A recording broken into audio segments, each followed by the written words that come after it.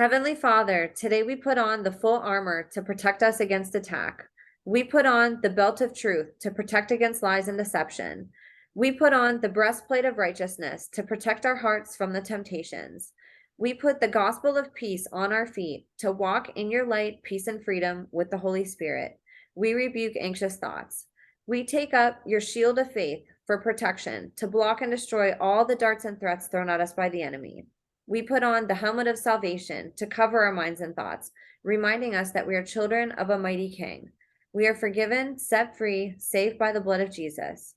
We take up the sword of the Spirit, your living word, that has the power to demolish strongholds and is sharper than any double-edged sword. We come to you, Lord, in prayer daily. In Jesus' mighty name we pray. Amen. What's up, you guys? Welcome to The Imagination. I'm your host, Emma, and this week you are going to have the honor of meeting a survivor who I've gotten to know well over the last couple years, who has become like a sister in this movement to me. Introducing human trafficking survivor, blogger, content creator, energy healer, and walking miracle, Morgan. Morgan, like many other survivors on this podcast, and possibly survivors that you've heard off this podcast, was born into a multi-generational human trafficking business and didn't know of her abuse until a later age. And by later age, I should preface this podcast to say that Morgan has been one of the youngest survivors we've had on this show and one of the youngest that I've met, which is in itself quite miraculous and inspiring.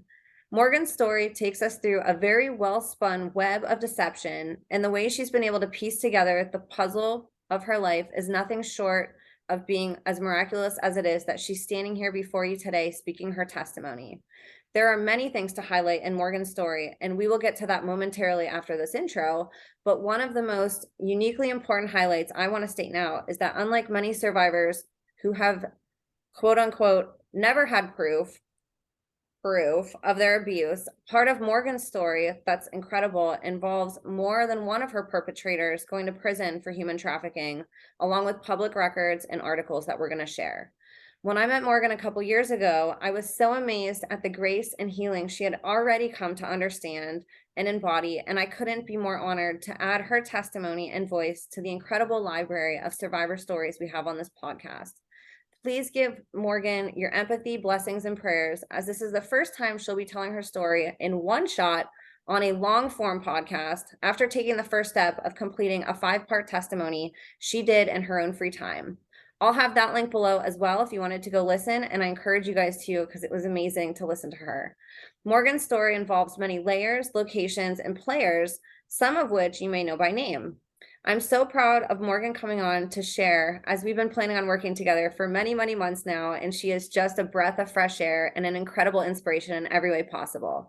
From her age to her eloquence and speaking about her life story, I know you will all be as impressed and in awe of Morgan as I was and continue to be.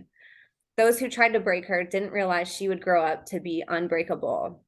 Before we get started, I wanted to give a reminder that if you are a survivor whistleblower who wants to share your story on the podcast or who wants to share any information privately with me, you can now email me at imagineabetterworld2020@gmail.com. Please send me a briefing of who you are and how I can support you, whether it's through podcasting or sharing information. And all of my social media and donation links are also in the show notes. Your support across multiple platforms and financially makes a huge difference in what I'm able to accomplish with reaching more people and having the means financially to grow this podcast. So you guys, without further ado, please help me in welcoming my guest of honor, voice for the voiceless, anti-human trafficking and child abuse advocate, independent researcher and reporter, and someone I'm lucky to call my friend, Morgan. Morgan, thank you so much for being here with me today. Hi, Emma. Thanks for having me. Oh, it's such an honor to have you on. I've talked to you so much, and I feel like we've talked about this so much that my heart is just beaming having you on because your story has been so inspiring for me, and just you as a person. I've just come to absolutely adore you. So I'm excited for everybody else to get to meet you that watches this show. So I want to start by prefacing, you are so young and there's so much to risk with speaking out, and I wanted to give you a little bit of space in the beginning just to ask you, what did inspire you to want to record your testimony in any way or to put your story out there for the world to hear?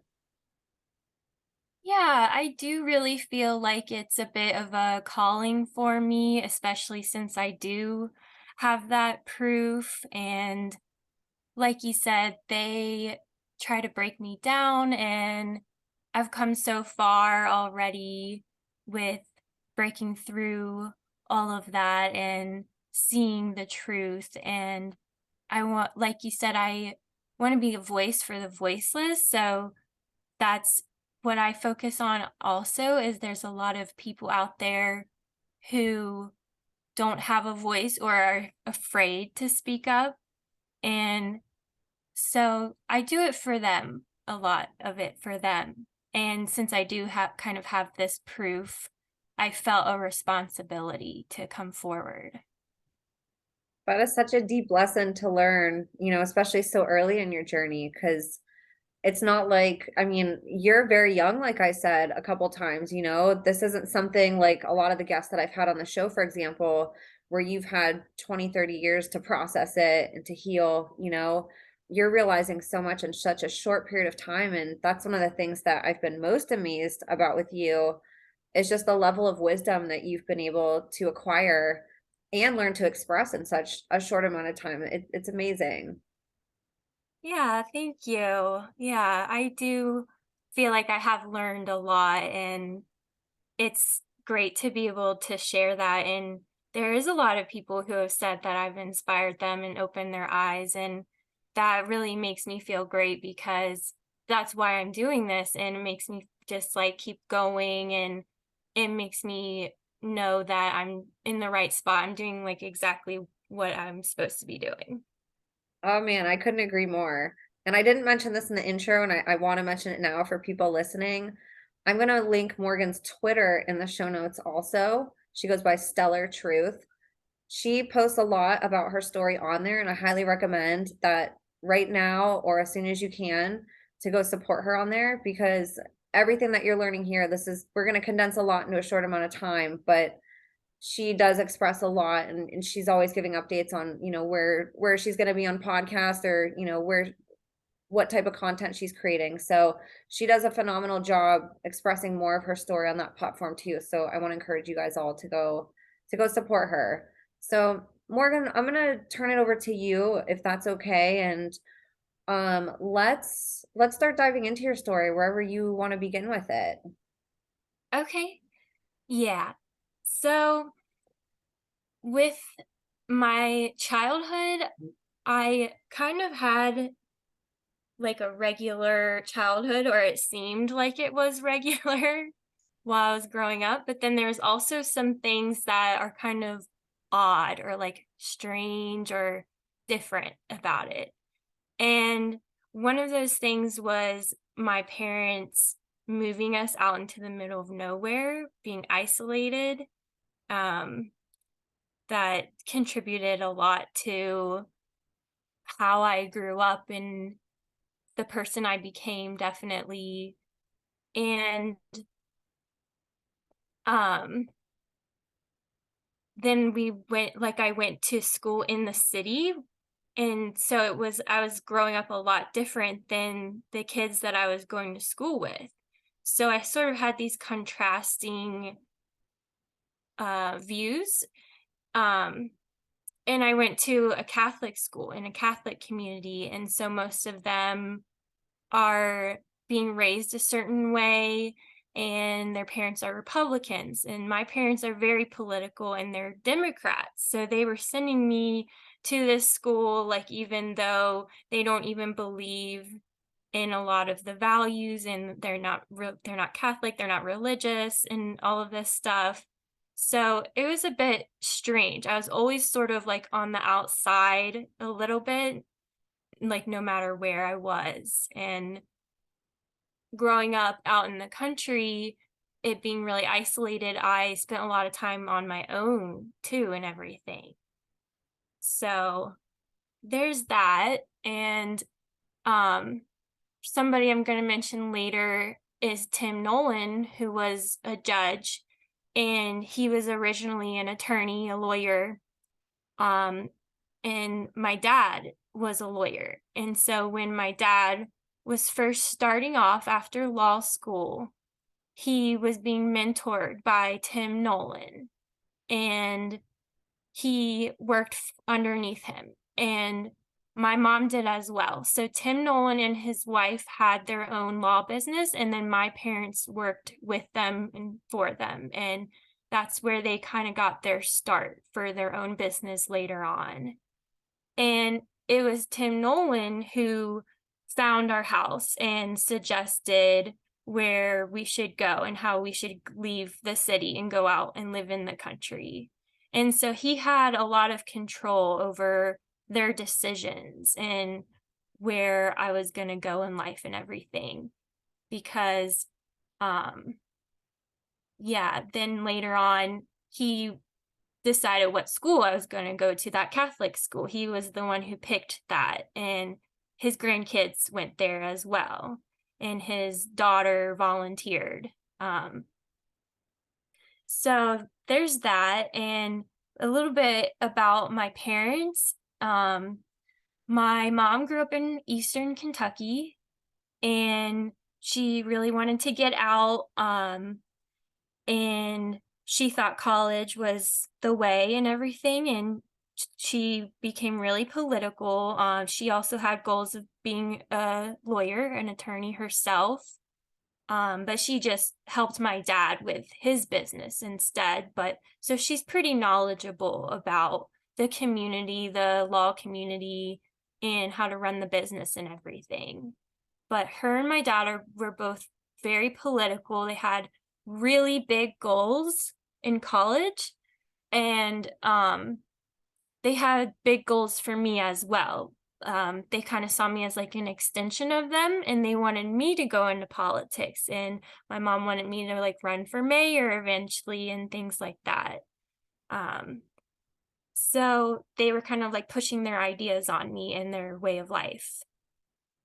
And so yeah, my mom came from Eastern Kentucky, and her grandfather was a historian there, and he was like a prominent figure in the community, and he had records that people normal people like don't have. Most people don't have access to these kinds of records, and he was a very good researcher. So before he died too, he made huge lists of histories and like huge lists of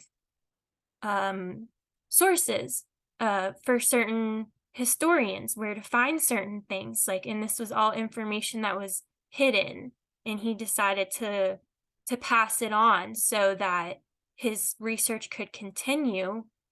And so he had a lot of history about the families in that town. He had all the lineage history, and that was actually where Charles Manson grew up.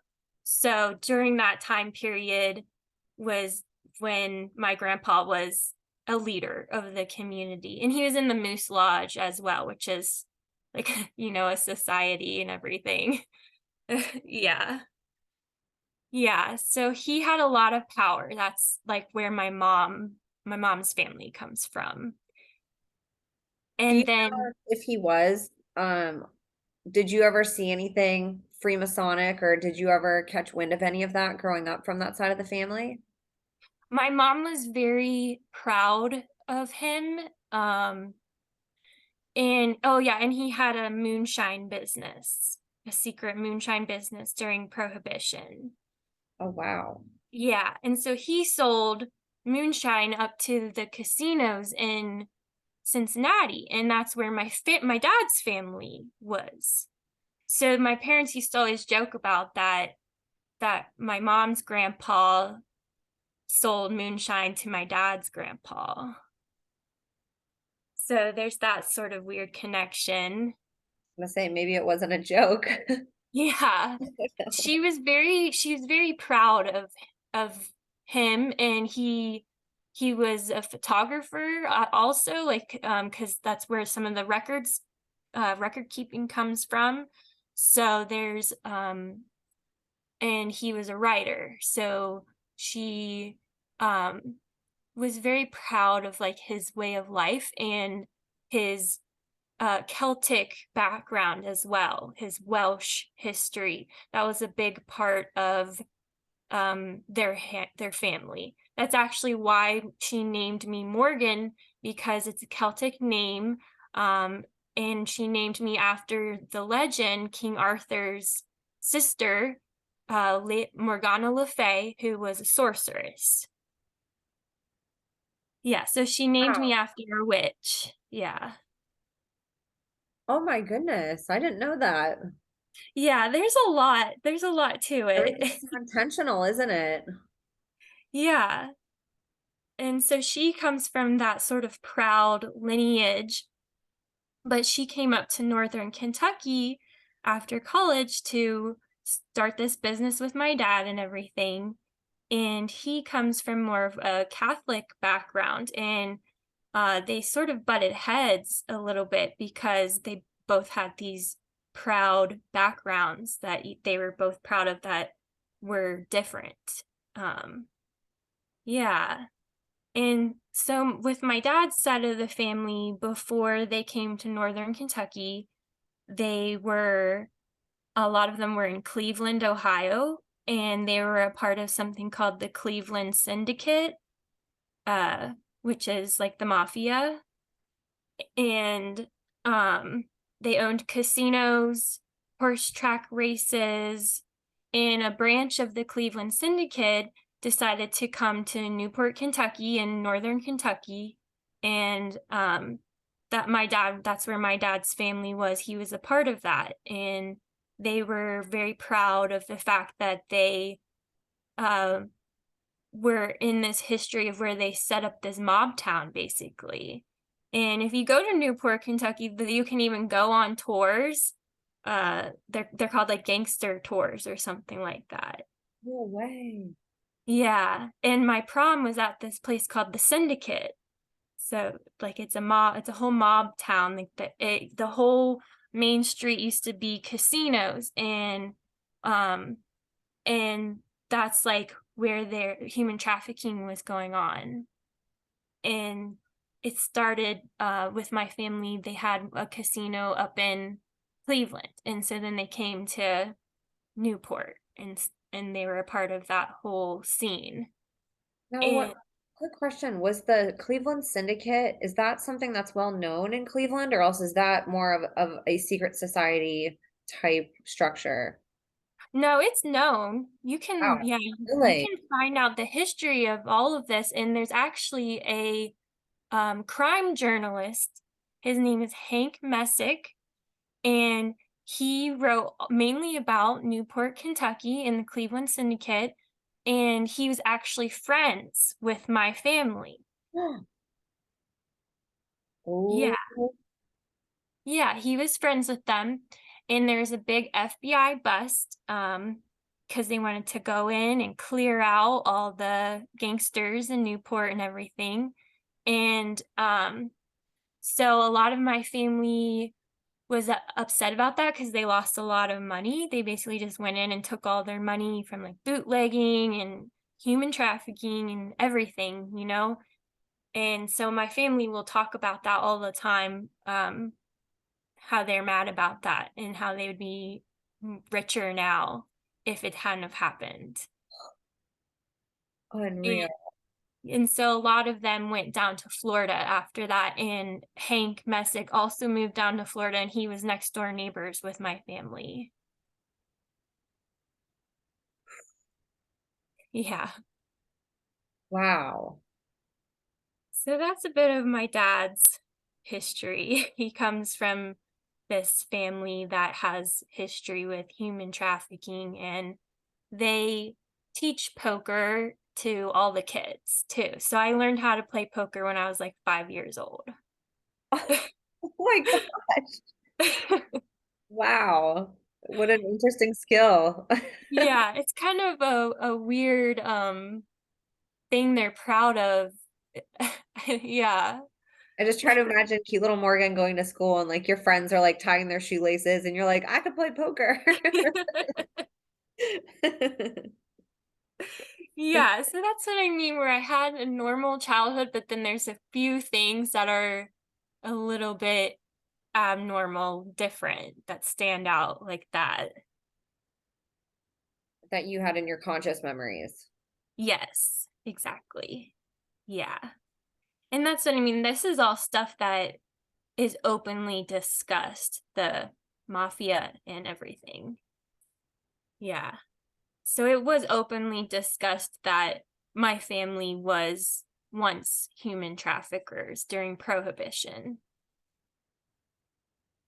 That's I mean, that alone is maddening to think about, like reflecting on your family and seeing that throughout the years. It's not just, that somehow your father went rogue, seeing that this is like how we said in the intro, it's a human trafficking family business. Yeah. Yeah.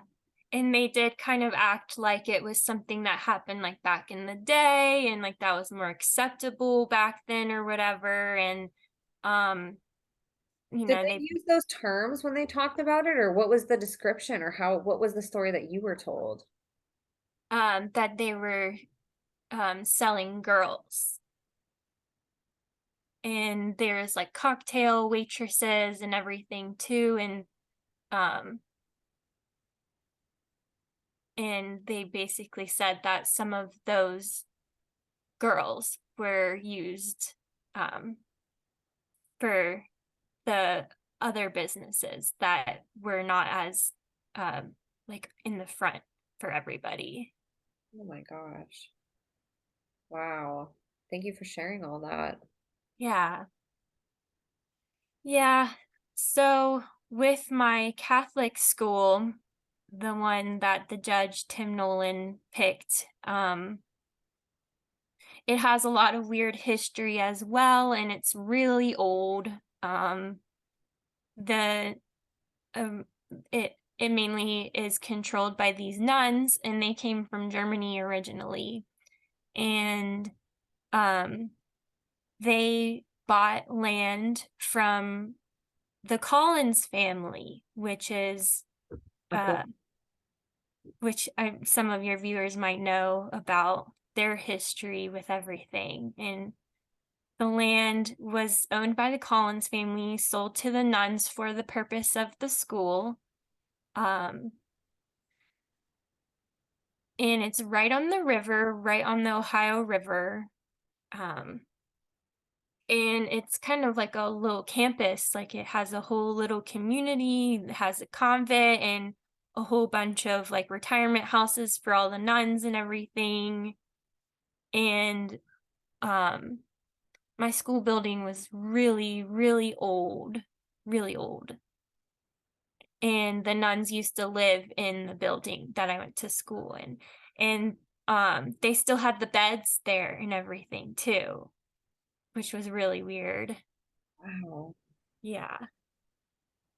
And like I have like recall memories of um those beds being used for recovery after certain ritual events and everything. Oh my gosh. Yeah. And what age were you again whenever you started the school? I was in preschool. Preschool. Wow. Yeah. Okay. Yeah. And so they also have a college, and it's a Jesuit college. And that's where Tim Nolan went to college, of course. And while I was at the school, when I was in third grade, they decided to start this new program. It was a reading program, and they tested all the kids individually. They took us individually and tested us for our reading skills and everything. And so then there was a few people picked, and I was one of them, to be a part of this new reading program. And since it was so new, they didn't have a classroom for us yet. And that's when they just shoved us in this old sports equipment closet. It was really weird. They just shoved us in a closet to do this new reading program, and it was only like a handful of students. that they picked and everything. And the person who actually tested me was Tim Nolan's daughter. She was a volunteer at the school, and she was the one who gave the test. And for the results, the people that they picked, including you, what was the criteria? Was that because a certain score, or what were they looking for? They were actually looking for students who were struggling with reading. And so I was considered one of those students. And one of the students was a Kennedy, I can tell you that. Yeah. Wow. And during 9/11, we were actually in that closet as well. When the announcement started, to announce that 9/11 had taken place, we didn't hear it because we were in a closet. There was no speaker box to let us know. So the whole school knew besides us.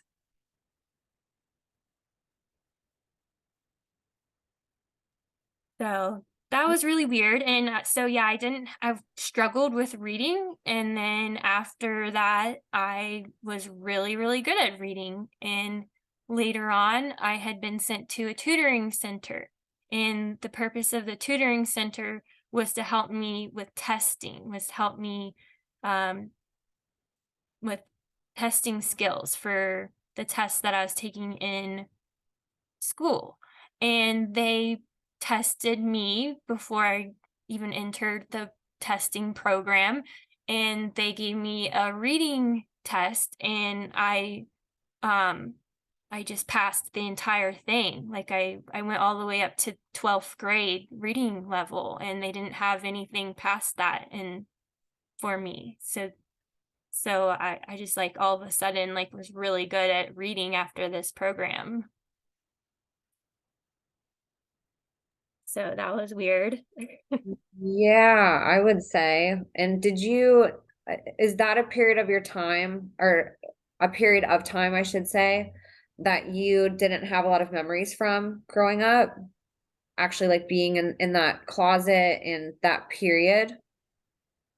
Um, what I do remember is we just read. Like we didn't do anything in particular. Gotcha. Yeah. Yeah. We just practiced reading.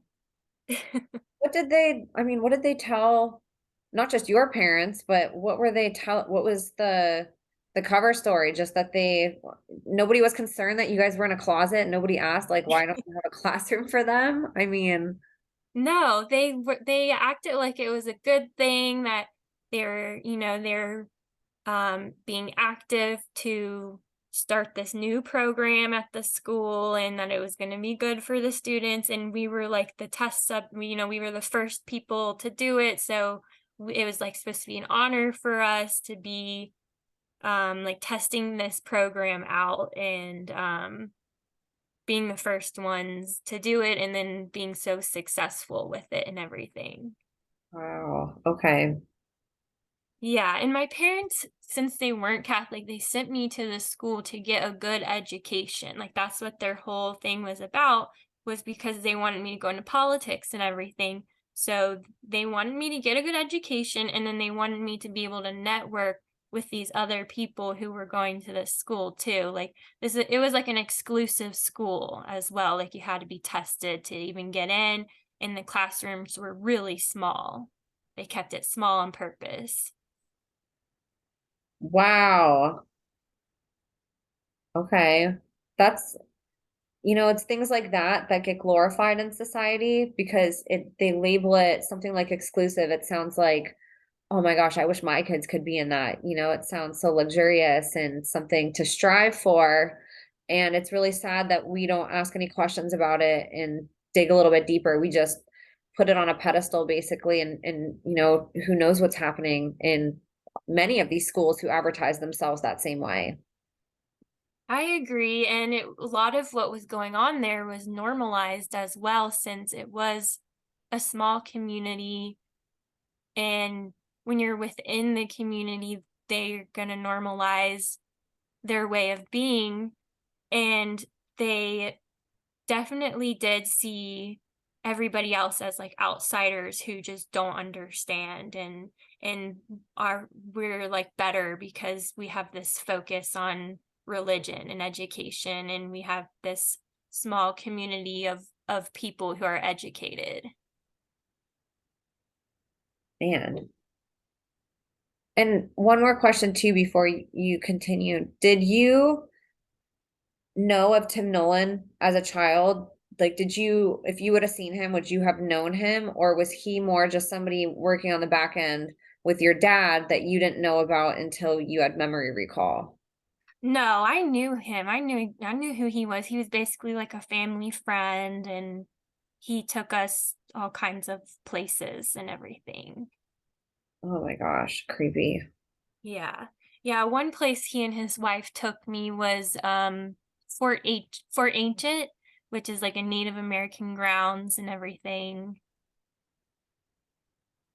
Nothing weird about that. Okay. Oh my Yeah. creep.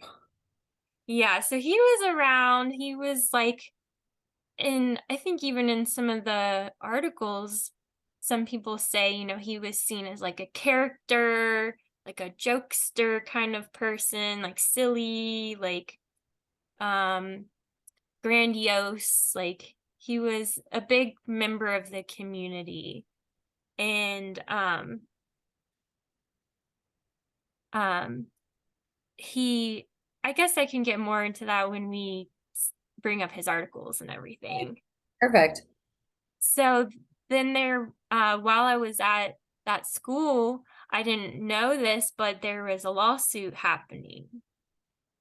And so I have some archived articles from that because they've basically scrubbed all the information from the news about it. And I didn't know it was happening while I was at school. Like, they didn't discuss it or anything. Um, so it was basically a lawsuit involving a former nun and student. From the 50s, and she she was in therapy sessions, and in her therapy sessions she recalled memories of her abuse. That's the one about Tim Nolan. Which one was it that you wanted me to bring up? um the nun one, like, Well, we're not. This one? yeah, Okay. There's a couple.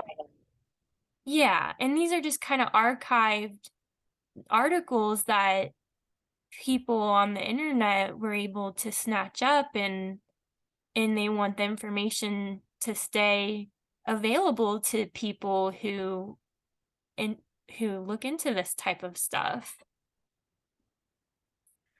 So she was looking for compensation. She had recalled memories of being abused by the nuns while she was in school, and it was, very hush hush. And um yeah, I mean, and they dragged it out for a really long time as well, the lawsuit. And it was like, I guess, a big deal because she was suing, the school, like in the community. And so that was why they wanted to cover everything up. And in the next one, it says that the nuns are hardballing. And Is it the one that I'm on, or else the third one? then, This one. yeah, that one. Okay, perfect. Yeah. And so this is like a couple years later after they like announced that this lawsuit was happening, and you can see that not much has happened. And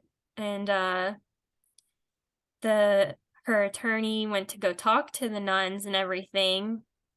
Says down there, we met for about an hour and it was very difficult. It was interesting to me that they never denied that it happened. Their comment was, nobody intended to do you harm. So they're really weird. they never denied it, and they're just like, it was never our intention to harm her. And from my perspective, that's because they believe that they're doing like God's work and they're doing the right thing. And they're even like providing a service in a way. And so this is the last thing I have. I don't know what came about. I'm assuming there was a settlement or something. So just no more news articles after this one. Yeah. Yeah.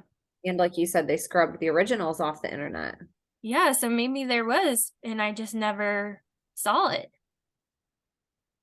That's interesting though, because a lot of times they'll put settlements, because it makes it look like everything was kind of tied up and everything's good. And, there's seems like they like to have tied up endings in some of these things that escape and make it into the public eye. Yeah. Maybe the settlement like just was so bad on the appearance of the school and the nuns. Wow. 'Cause they didn't even want to admit that there was any type of abuse happening. I'm so happy you have these. How fascinating. Yeah. So I was in school while this was going on. I was at the school while they were being sued. Did anybody, I mean, you were young, obviously, you probably wouldn't have even known, but do you remember any chaos or anything around this time in school? I think I kind of do. And it was one of those things where anytime anyone mentioned abuse in the Catholic Church, it was denied or it was said, that's not our community, that's not our nuns, that's not our priests. That's not, that's just a rumor, a lot of that's just people on the outside um like to say that the Catholics are doing this when they're really not. Gaslighting. Yeah. Yeah. Yeah. Wow. Um, Let me see. There you go. Thank you.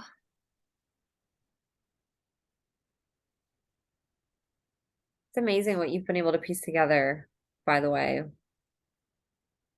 Yeah, it's definitely a lot. I sort of just have that mind, I guess, to question and look into these things. So that kind of brings me to how I even found these articles was I recalled memories of being abused at this school, and I kind of was questioning it, and I was curious to see if there was anything out there.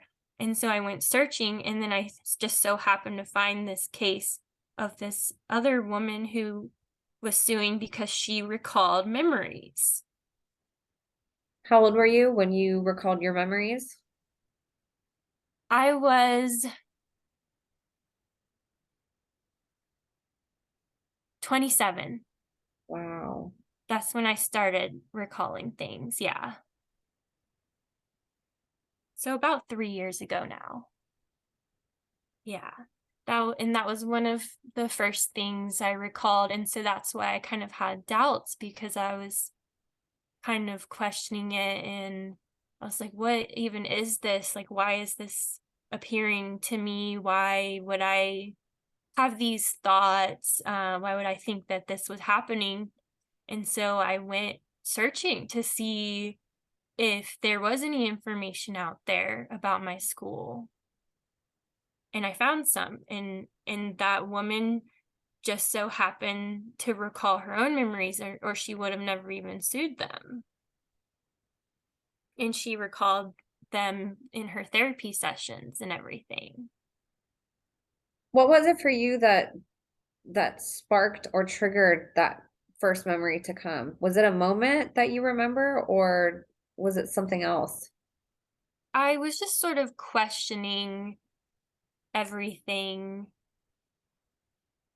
Yeah, I was questioning a lot, and those questions sort of sparked memories to come. Wow. because yeah, I would sort of have these questions, and then sometimes like the memories would be revealed to as like an answer. And sometimes, it would be like a day or two later or something too. That's pretty amazing.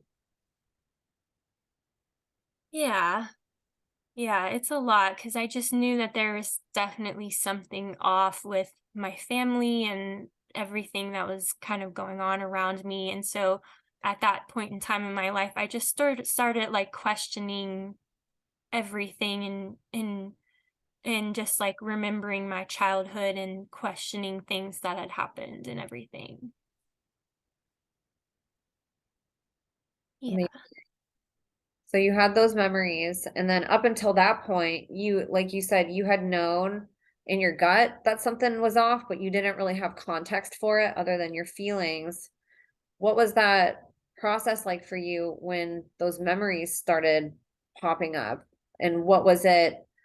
I guess maybe we could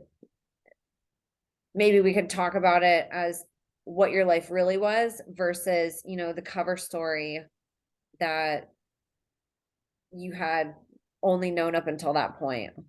Yeah. Yeah, I was definitely struggling. I was, experiencing depression. I always felt like an outsider. Um, I was definitely like seeking answers, like seeking kind of why I can't be content in my life, like why I struggle with my community, with my family, why I can't fit in necessarily, and what is it about me that um is not fitting into like what they want from me and everything. Yeah. Wow. Yeah, and I kind of started experiencing that when I was a teenager. I started having depression, and I really felt like an outsider. And I was sent to a child psychologist, and I talked to the psychologist a lot about my relationship with my dad because I didn't get along with him very well and we fought a lot. And um she wanted him to come in and everything and to discuss it and talk about it, talk about me and like what could benefit me and everything. And my mom was really against it, and she didn't want my dad involved in my mental health and everything. And so I guess that's sort of like where it started because the depression did make me feel like such an outsider in a lot of ways.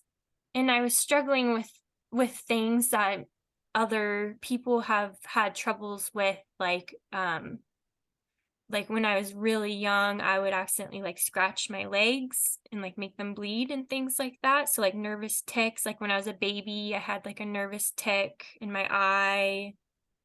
Um Other signs that things have been going on like in the background. And so that was kind of coming forward when I was a teenager, and I was really like resistant to the normal everyday life um of just like going along with everything. Yeah, that's kind of how I feel. Like I've always been a teller in a way, like always um living my life pretty honestly and always looking for the truth, that's where I like struggled because there was all this resistance from everybody else around me and wanting to shut me up and keep me from questioning and everything. And you just Mm. always had that spirit of like getting out of any box that somebody tried to contain you in. Yeah, exactly. Yeah. But then because of all of the struggles, I really did kind of lose a sense of my spirituality. And I was being indoctrinated so much with the Catholic system.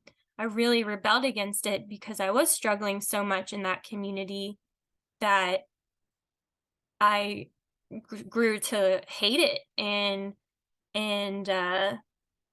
lost um like a relationship with my spirituality and God and everything.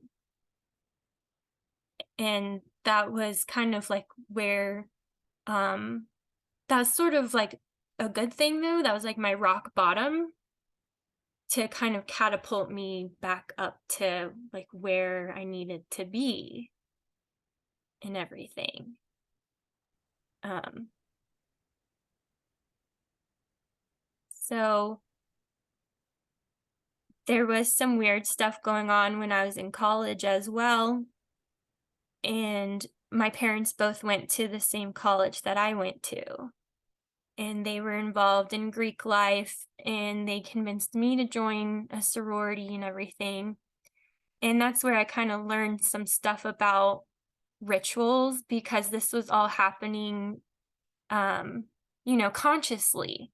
There is things like sleep deprivation. It was um, a very cult-like atmosphere, and it was another setting, just like the Catholic community, where it's like there's outsiders and then there's people like on the inside and everything.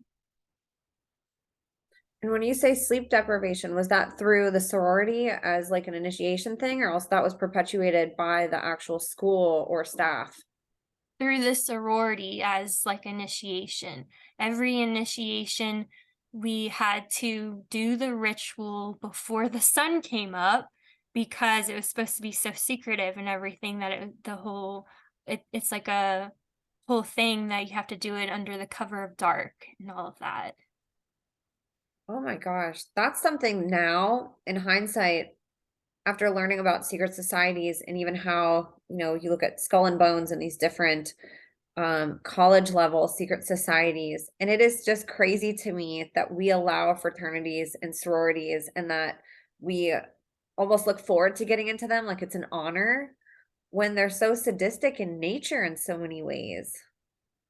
Yeah, it is. And I I know learned, I know they oh, can be fun, but like rituals and initiations and yeah. it's like they push boundaries really hard in these. Yeah, and after college, when I learned more about secret societies, I had that experience of the sorority to compare it to. So that, that was like those are conscious memories for me and everything. And there's kind of like a lot of hazing that goes on. They'll say that they're against hazing. And there's like this whole period of when you're a potential new member that they love bomb you a lot and you think it's great and a whole friendship circle and everything, but then once you're in it they treat you like a soldier and they treat you like complete dirt if you don't do every little thing they want, and you didn't have any time to make any kind of friends like outside the sorority, but then they put tons of pressure on you to recruit new members and everything. Sounds like a cult. Yep. Oh my Yeah. gosh. Are you able to say what college this was? Eastern Kentucky University. Gotcha. Okay. Because I'm And guessing so there's probably a lot of maybe public figures, or it's probably, one of those elite type schools that maybe a lot of influencers have been to. I know that there's another college nearby in Lexington called Transylvania University where a lot of prominent political figures came from, and that was where the first like medical fraternity was created. And yeah, so there's a lot of weird stuff going on with that. And with my college, it's right next to an army depot, the Bluegrass Army Depot, and that's where they store chemicals. And they had chemicals from um, like World War II, and the Cold War and everything. And their whole thing is right now that they're working on like dismantling all these rockets and these they have all these chemical projects going on. And one thing that was weird is that my sorority had like a dance, like a formal on the Army Depot. That was weird. And I was always sick at college, and other people from my area who came to that college were always sick constantly. Oh my gosh. And like when you first go to the school, they have to reveal that we're right near this Army Depot and there could be some sort of like chemical attack and everything. So they have all these like designated shelter areas. And the reason they have to let you know is because they have to like make it clear that if you don't get to a shelter in time, that they're closing the doors on you. Oh my gosh. Yeah. Wow. So they don't tell you that until you decide to join the school too. It's like, thanks for letting me know. What an interesting disclaimer to be told. Goodness. Yeah. Yeah, and so my dad's fraternity was on campus, and there was some weird stuff going on with that, with the members involved with his fraternity, and my dad would always come down for Founders Day, I believe it is, and go to their parties and things like that. And that was where I um first started noticing weird stuff with him too, was because I saw that one day that he was friends on Facebook with these other girls in another sorority that were my age and everything, and he told me he met them at one of those parties. Oh my gosh. Yeah, and I thought it was really weird because I'm just like, why is my It's really dad weird. hanging out with girls that are in my classes, in my dorms and everything? Yeah. Were these girls that you knew well? Like, were you able to ask them, hey, why are you friends with my dad on Facebook? Or was that something that you kind of just buried and was like, I'm just gonna try to go on with my life and maybe seek around, but I don't want to stir any, and I don't want to stir the waters. Yeah, I guess I was kind of embarrassed too. And so, yeah, they were just girls I knew in passing. I never approached them about it. Yeah. I try to I think of thought, being that age, that would have been like the most awkward thing to try to emotionally navigate. yeah, when I was younger, my mom explained to me that my dad is just a pervert and that most men are perverts. And so it was just like explained away like that, that it's no big deal that he's creeping on women and girls and everything. And so then that desensitizes you to thinking there's anything wrong with it. You just accept it as being the way that it is for men. Exactly. Oh my Yeah. gosh. And Tim Nolan was like that. He was a huge creep and everything. And it was just sort of accepted.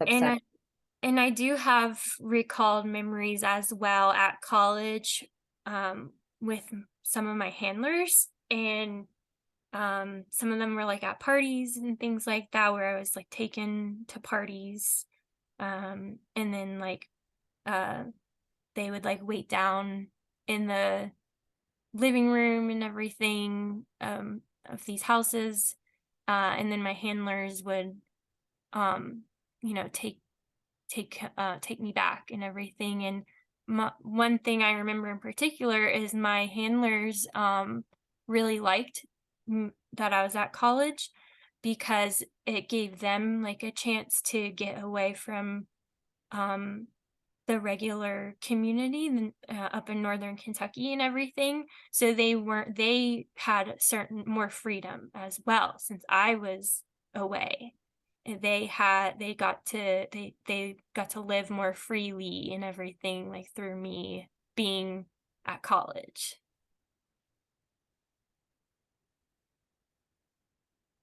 Just upsetting. Like, it's so psychopathic to think about how these people look at things, you know? Yeah, I know. And so your dad's going on campus here and there. You know girls that are, even if it's just in passing, that are friends with him on Facebook. And that's, I mean, what crazy things to try to navigate at that age, as if college isn't already hard enough and, dealing with hormones and whatever else, that had to have been such a weird time for you. Yeah, it was really weird, and I was still kind of in that phase of being like an outsider, questioning everything and kind of not in a place where I feel like a sense of spirituality. So I feel you know, like something's missing. Like that's I was always getting that vibe. Yeah. And so because of that, after college, I was kind of seeking alternative ways of life and ways to kind of help me cope with all of this negativity I was feeling and this sense of not feeling my spirituality and everything.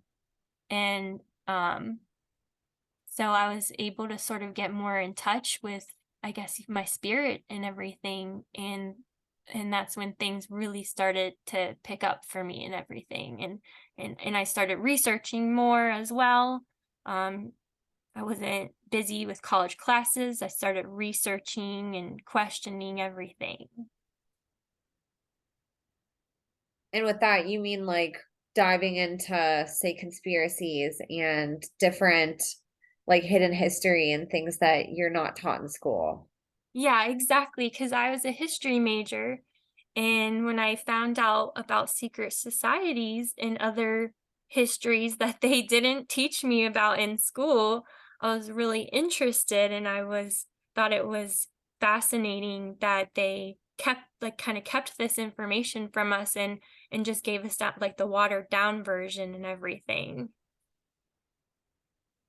Good on you. That's amazing to discover that so young. I wish more teenagers or college level students would question what's in front of them and deviate off the indoctrination path and, do what you did. Yeah. And that's what kind of led me into human trafficking testimonies and everything as well, because a lot of them were connected to the secret societies. And um, so I kind of became like an advocate myself for human trafficking victims because I had been listening to these testimonies and I uh, just really felt for them. And there was just such a small community of people who were helping them also and everything. That's ironic, like in the best way. It's like your heart already knew, and like, I know that you're going to do something amazing. You already are with your story, and survivors are so special with just the things intuitively that are brought to you, and that you guys seem to navigate on different levels than other people. And even just, this is such a testament in so many ways to the power of our brains, that like consciously you have no idea what your past was and like what you had went through, but your unconscious mind has awareness and it has all the memories and is like almost guiding you to all the answers in very organic ways that you aren't even consciously aware of. I'm sure that at that time that was, maybe, I mean, maybe you were speculating it, but I'm guessing it was probably, lower on the list of things that maybe you had went through, and it was just something that touched your heart. I mean, who couldn't be touched by it, honestly, but you probably just felt called to it because it is so horrifying and terrible, having no idea that, oh my gosh, this is what I went through. Yeah, exactly. It was like the truth was definitely calling to me. And it started off with that, with feeling as if I'm a supporter for victims and everything. Had your dad seen you advocate for that? Yes. What My was, go ahead. yeah, my family really didn't like me talking about that stuff. What? Really? I mean, not that I'm surprised knowing what they did, but I mean, that obviously people listening, like, it's a red flag if you talk about saving children and people treat you abusively because of it, you know? Yeah.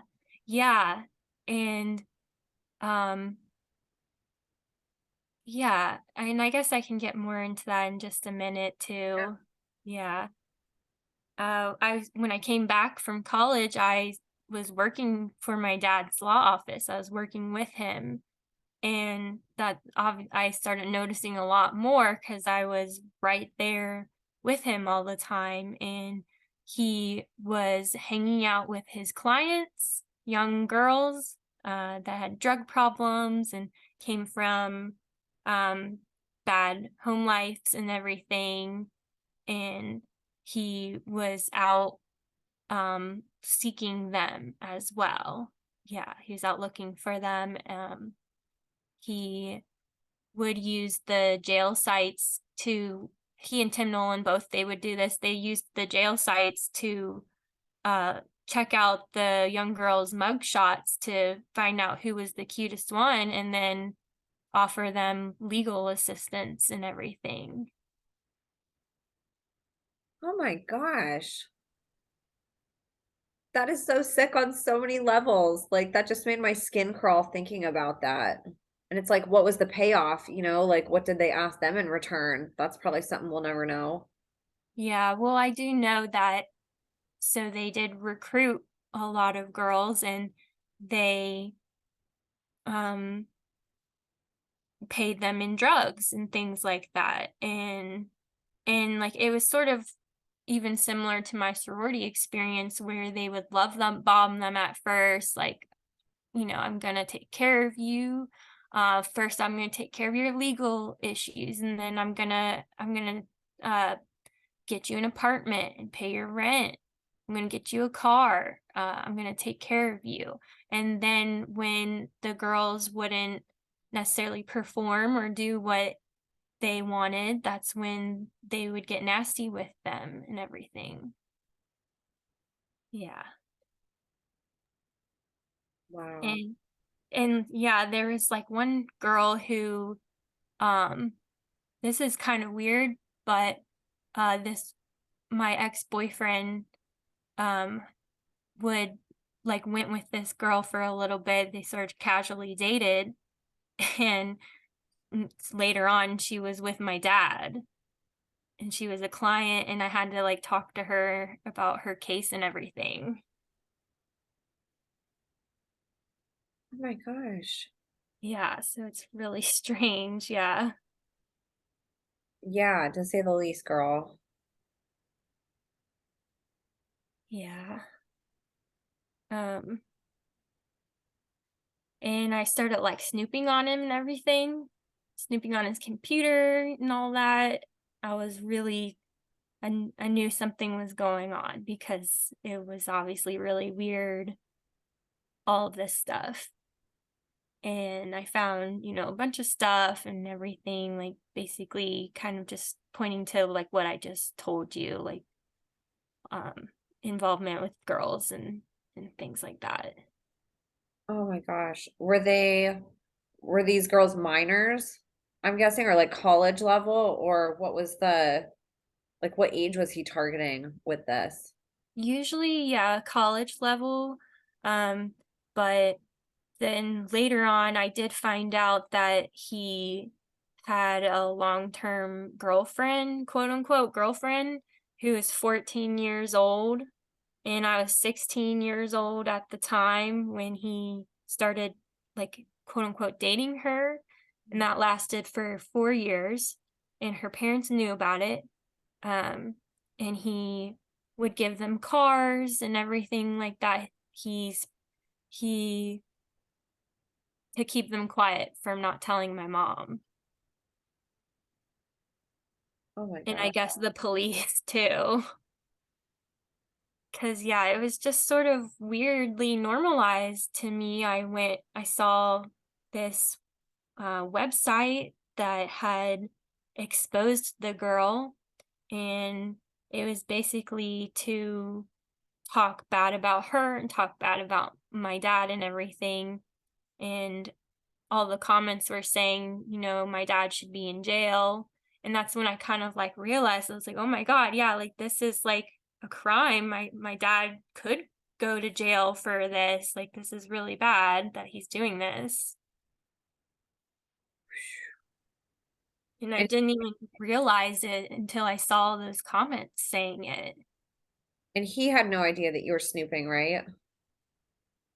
He knew a couple times and he didn't have anything to say for himself though. He would always would sweep everything under the rug, like just like with the girls, like maybe he'd buy me a present to shut me up. Yeah. He didn't have anything to say about what he was doing. Yeah. And during that time, um I was working for him. His former boss, Tim Nolan, was arrested for human trafficking. So that's what happened next. And so it kind of became obvious that something was going on. Bring up these articles. And so talk about what led up to that, or the um maybe if you want to talk about the Tim Nolan case, like what was the straw that broke the camel's back in a sense? Why was he finally convicted? Because a 16-year-old girl came forward and he was on the school board and um he um you know got caught basically because this girl came forward to the school counselor, I think, and he was like keeping people at his trailer and everything, isolating them. They didn't have any ways to like get off the property. He had sort of like a compound out in California, Kentucky, and he has like 70 acres. It's in the middle of nowhere. And so he would like take people there and it'd be the same kind of thing. Like, I'm going to take care of you. I'm going to give you a place to stay. So he got 20 years. I think it said 19 victims came forward.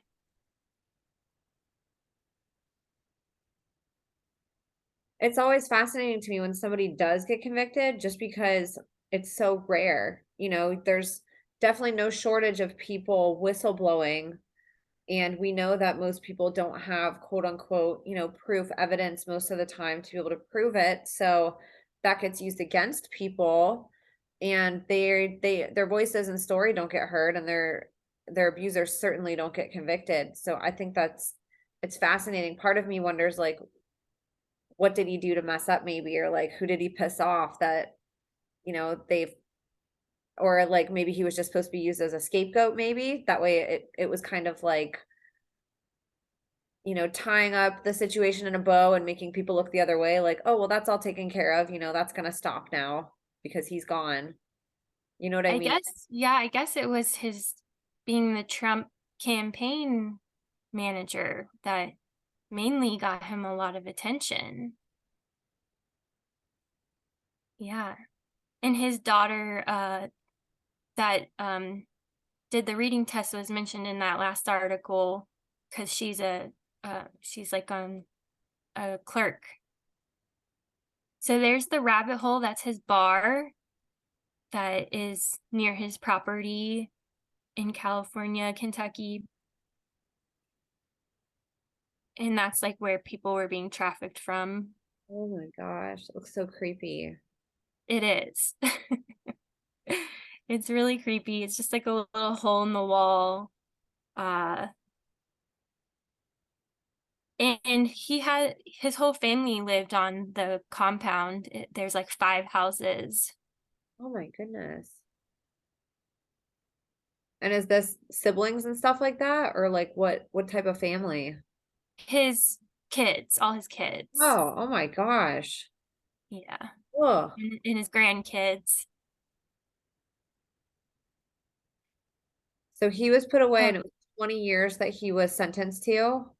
yeah. And so this woman passed away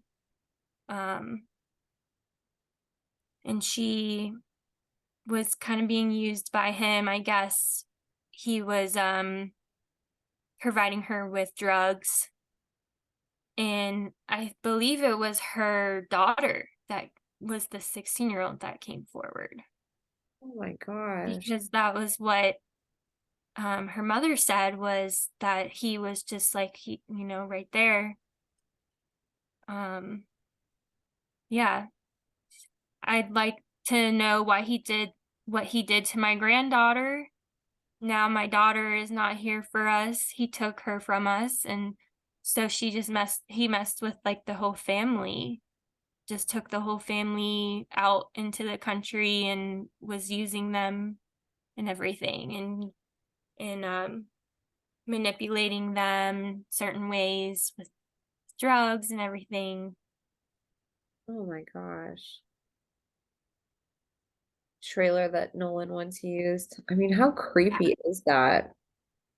Yeah, and I guess I'm not really that good at explaining it either. The articles kind of explain it themselves, really.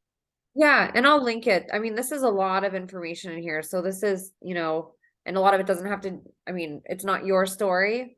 Yeah. So, I'll link it so people can go check it out, but he's obviously, a key player, and there's probably no shortage of victims that he's had over the years, so I think for one, it's amazing that he did get persecuted and that he is in jail. But we have to understand that this stuff, it's been going on for so long. Like, there's no amount of sentencing that could make up for, probably what he's done in his lifetime to victims. Yeah, and he was my dad's mentor and everything, and my parents made a lot of their decisions based on what he wanted, and even him having this compound in the middle of nowhere to abuse victims and everything. That's why my parents took me out into the middle of nowhere as well, because they were just getting all their cues from him. That's the gate, and that's the first house and everything. That's the gate to his compound. And my dad and Tim Nolan would buy these properties as well. They would buy properties that were in foreclosure in the middle of nowhere and then turn them into brothels. Oh my God. And and they would invite other attorneys and judges to come to the brothels, and they would videotape them for blackmail and everything. It's like an Epstein Island almost. Yeah. Obviously on a whole different landscape, but I mean, a very similar operation of recruiting and using blackmail ops and, just abuse taking place in a very isolated area. Yeah. And one thing I didn't mention was that was kind of weird, was my house that was out in the middle of nowhere was a former funeral home. It was a funeral home. It was like a 150-year-old funeral home that my parents decided to live in. Was it advertised as a home on the market, or did they buy it as the funeral home and just turn it into a home? It had already been turned into a home at that point when they bought it. What was that like? Really weird, creepy. Yeah. Uh, there, there's part of the house that was just like these four big rooms, because that was like all that there was originally, was just four rooms. And then the basement was unfinished. So it was really creepy. And there was like a period of time where my dad's friend lived in the basement, and also his brother as well. Um and his friend was actually an abuse victim of the priests mentioned in that other article. Um yeah. So it's his friend Tom, and he has kind of worked for my parents, with my parents, um, his whole life, and my dad went to school together. They both went to one of these schools in Covington Catholic. Um, I went to like the same school system and everything. Um, when I was in high school, and Tom was abused by one of these priests that the records have come out and everything. And Tom was one of my handlers, and he did things in that basement to me. Like one of the things that happened to me in there was I was like chained to this water heater. And he made me just stand there all day while he was watching TV.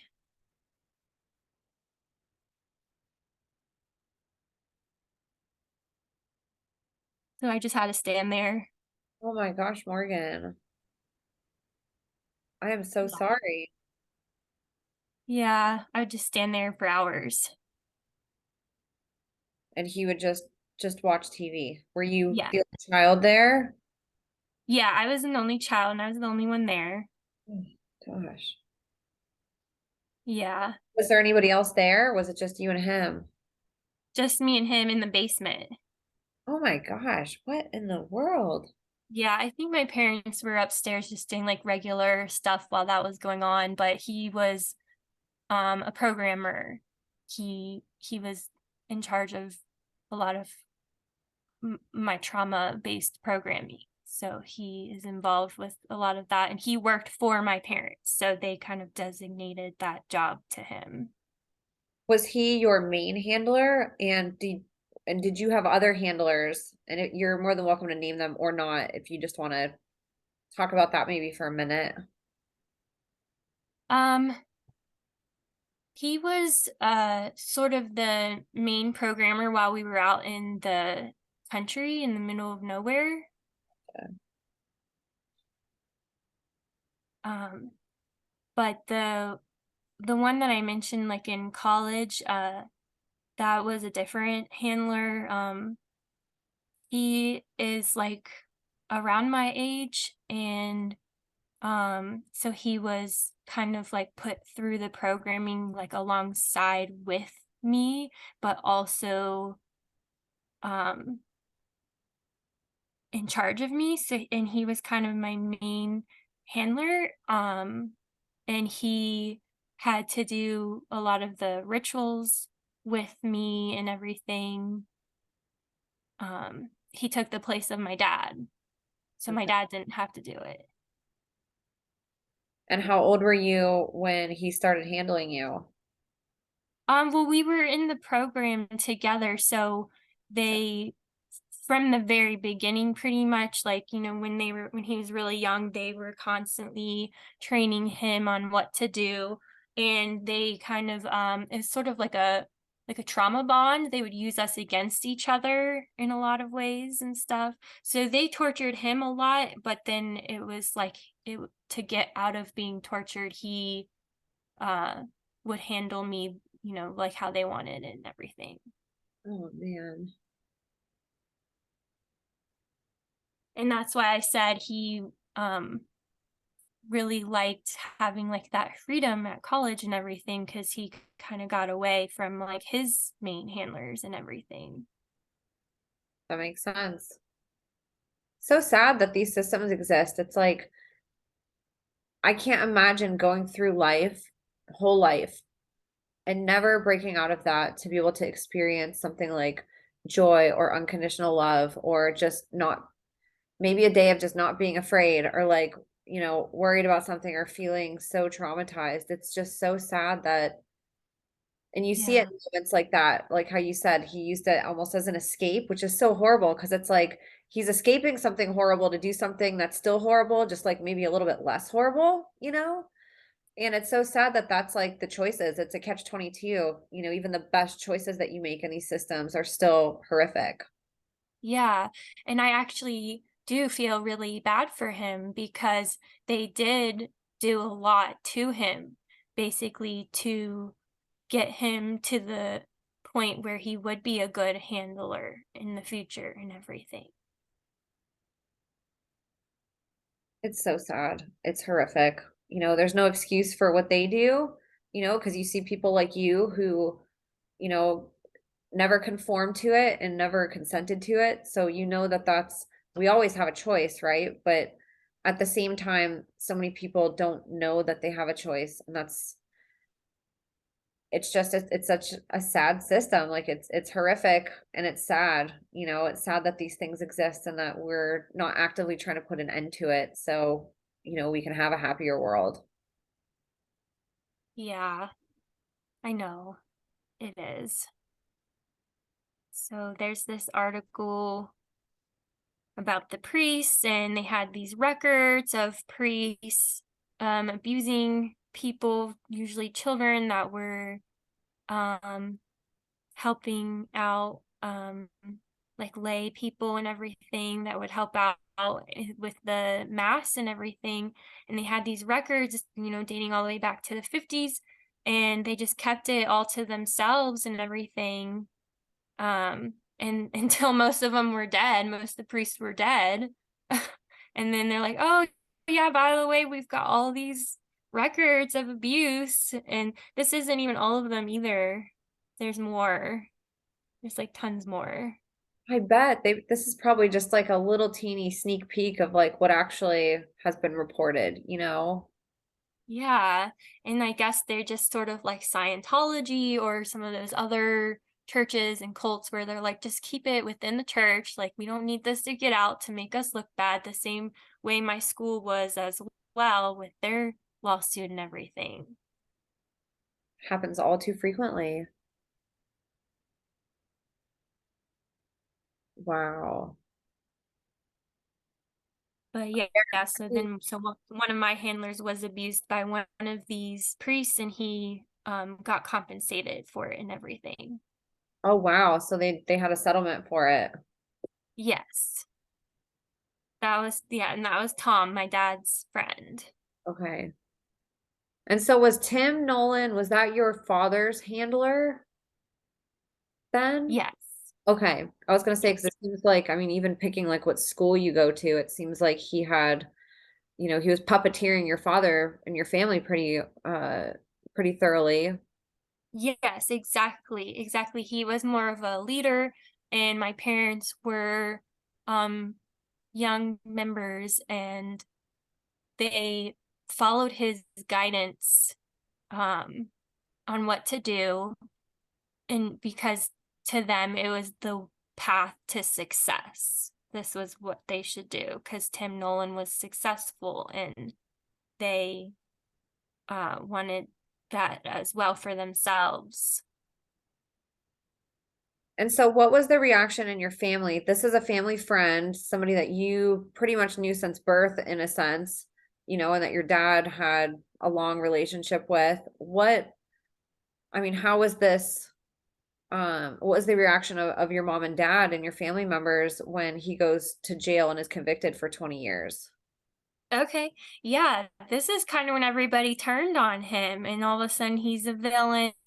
Um, it's just him that's doing all of this. It's all him. The problem's taken care of because he got 20 years for this, and he was doing it all on his own. He's just some creep that would prey on young girls and everything. And I straight up asked him if he had anything to do with it, and he said no. And he would even talk negatively about Tim and everything. And um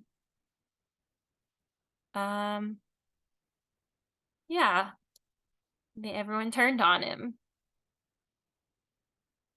And so about 8 months after that is when my dad was arrested for human trafficking. Okay, so talk about that. Break that story down. Okay. Um, let's see. Or go wherever, if that's not the direction that you wanted to go. I know that you were going to talk about that. So wherever you left off, let's start there, I should say. Okay. Yeah, well, Tim Nolan was arrested, and then so my dad denied that he had anything to do with it. And then my dad was arrested as well for basically the same kind of stuff. And um he pled guilty to human trafficking and everything. He took a plea deal. Um his case went on for a really long time, like 4 years, not like Tim's. My dad had, I guess, really good lawyers on his side and everything, um and he still denies that he did anything wrong or whatever, that these were just like girlfriends and everything, and that's not a crime to have girlfriends, and um What mm, was it for him? What was the event where that actually got him arrested? Was it a report? Did somebody go report him and they were able to prove it? Or what happened where he finally actually got some type of a conviction? evidence from Tim Nolan's case, and the Mm. evidence from Tim Nolan's um um what do they call it when they're like investigation? Yeah. Yeah, and there was a rumor that he was on video. So I don't know if that's actually true, because a lot of stuff about my dad's case has not come out at all. Right. He's a lot more protected than Tim, and I'm assuming it's because he's younger, and so he's like still valued and everything. Where Tim was kind of like the scapegoat, sort of like Harvey Weinstein or one of those. Yes, a little bit older, maybe not quite as valuable, like you said. Yeah, like dispensable, like your time is up, and so we're gonna use you as the scapegoat. And it my dad's case happened during the coronavirus as well, so the court was putting it off a lot because of that. And how many charges did your dad have, or what was the difference between him and Tim's case? Did your dad also have some things like wiped from his final conviction to where they were able to give him a lesser charge? Or like how did that process kind of work where Tim got so much time, but your dad didn't? Yeah, they dropped a lot of it. They dropped anything to do with minors, and they um um I think the number of victims went down as well. Like, some of this stuff I'm just getting from the media, and they don't have everything right, and some articles have different information than other ones. I think in the end, though, when he pled guilty, there was, I think, 17 victims total, because there was charges in like 4 different counties.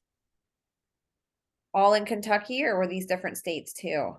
All in northern Kentucky. He actually got arrested twice because there's 2 different counties that arrested him for charges. And somehow And skirted it and got all of that just wiped right off. yeah, exactly. He only served 6 months of prison time, and he was just in the county jail the whole time. And he just thought, he was wronged, and this is just something he's got to go through for like a minute or whatever. He said it was like an adventure, and he like made friends with all the people in the jail and was giving them all legal advice and everything. He didn't have any remorse or anything because he feels like he's the victim in this situation. Typical narcissist. Yeah. He's How did like, this affect this your family? ruined my yeah, that's what he said. This ruined my life. Yeah, it ruined our family's life. Um, all our family money, you know, went away. He had to sell his business because he wasn't allowed to practice law anymore. He's in debt and everything. Um, and like it was really embarrassing too because everybody knew about it. I was going to ask, for one, what was that like at home? And then for two, what was the response from the community? I know you said Tim, everybody kind of turned their back on him. What was the relationship like with your dad and society? And then, how did your mom handle that at home, talking to you? Yeah, a lot of people actually defended him. And said, he's a good guy. Like he just got involved with this. It was all Tim. Like he was the one. My mom said, he wouldn't have even done this if Tim Nolan hadn't talked him into it, stuff like that. And that's when they got mad at me for posting about anything to do with human trafficking, anything to do with being upset with my dad, because they said I wasn't supporting him. And Oh my gosh. It's so so they like attacked me. Oh, Morgan. That had to have been so isolating for you. Like, I mean, coming to terms with the fact that your dad is convicted for human trafficking, is traumatizing in itself. And then trying to make sense of that and having people like not validate the fact that like you're emotional and maybe mad and like confused about this and sad and like devastated. I can't even imagine how horrible that must have felt. Yeah, I know. A lot of people didn't understand why I would even have like shock or like even some kind of trauma from this. They thought I should just get over it. That it wasn't my life. This happened to my dad. Some people told me, the media exaggerates. Um, and I was kind of like, well, yeah, maybe the media exaggerates some, but I kind of lived through this also. I kind of know what's going on. Not to mention the media, oh my gosh, the courts, I should say, disseminated the information. So he basically got charged with nothing. So it was like a deflated case. Like they didn't cover anything that he actually did, except like probably the most minor things that got him put away for quote unquote 6 months, like, yeah, the media doesn't tell the truth, but it's not because they're exaggerating. It's almost the opposite. Like they don't tell anything. Yeah. And his main attorney, used to date his mom, my grandma, and she was the one who got him the attorney, and he was the one who spoke on his behalf to the media, said he was a great guy and all this. And he also went to visit Tim Nolan in jail to basically plead with him not to put my dad under the bus and everything. Because there was going to be a trial, and they were going to have Tim Nolan testify against my dad. And then that didn't end up happening. His lawyers convinced him to take the plea deal.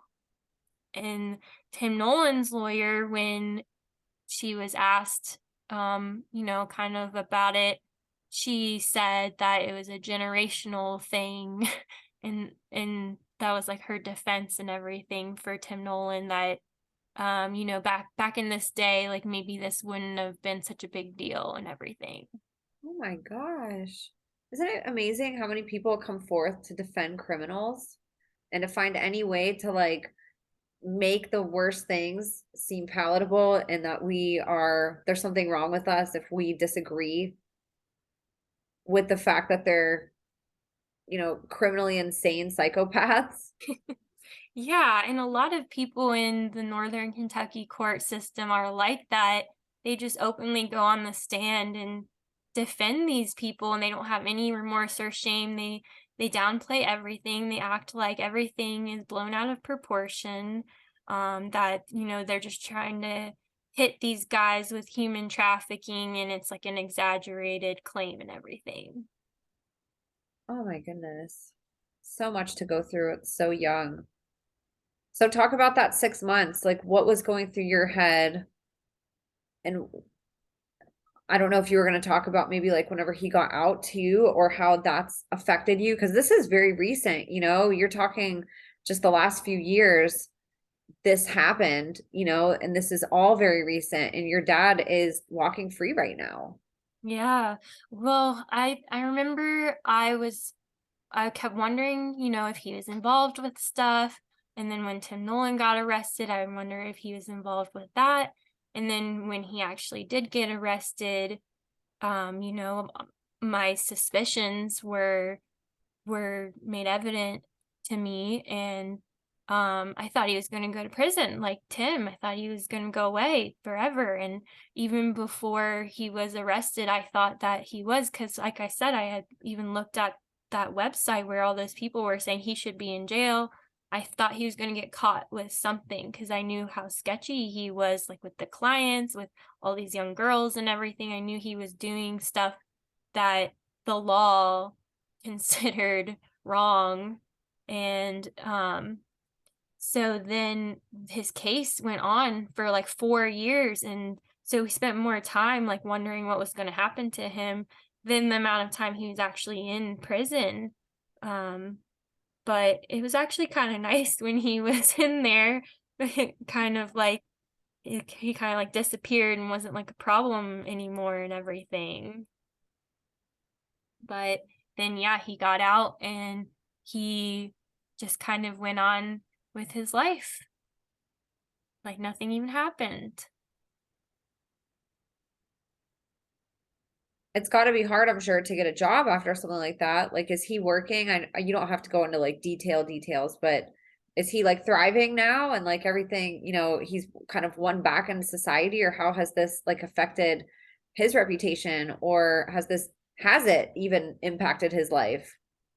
Everybody is helping him out. Everybody defends him. So his parents gave him a job with their company, and he is staying with them in their mansion and everything. Um so yeah, they're taking care of him. They're the ones that post paid his bond to get out both times he was arrested. It was $100,000. Oh my gosh. Yeah. That's upsetting. Yeah, they all defend him, and like they even saw it as a good thing that he was coming to live with them and work for their company because they're getting older, and they kind of want him to take over it and everything. Oh my gosh.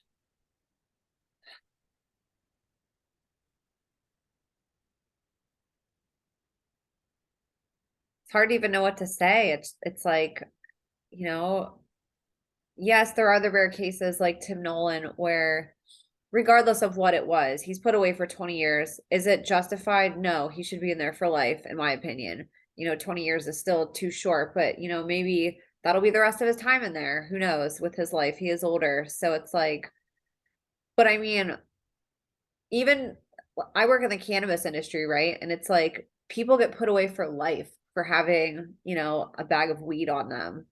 Maybe Yeah. not that little, but you know what I mean? There's people that have served life in prison or close to it for having a plant that they're selling, but people sell children and they get 6 months. Yeah, and my dad's not even on the sex offender list either, the registered sex offender list. And what else? The news, they did lie about like how much time he was going to serve, and so some of them said like 3 years, some of them said 8 years, some of them, I don't know, said other years. And even that amount of time, like people were like, there was people who said, that's crazy, he got human trafficking charges, like that's a joke, like why is the sentence so small? And then even that was a lie. Like even those those articles that people were upset about, they were lying about the amount of time. Because it was way shorter. It was going to be 6 months and not 8 years. Yes. It's So like, there's a lot of people who think he's still in prison right now, in jail and stuff. People say that to me all the time. Like, isn't he in jail? you're like, no, you missed the final article. It's 6 months. Oh my gosh. Yeah, because it's not like when he got released or anything that they told about that in the news. It just sort of, it's like, here's the story, he got arrested, and then it just disappears.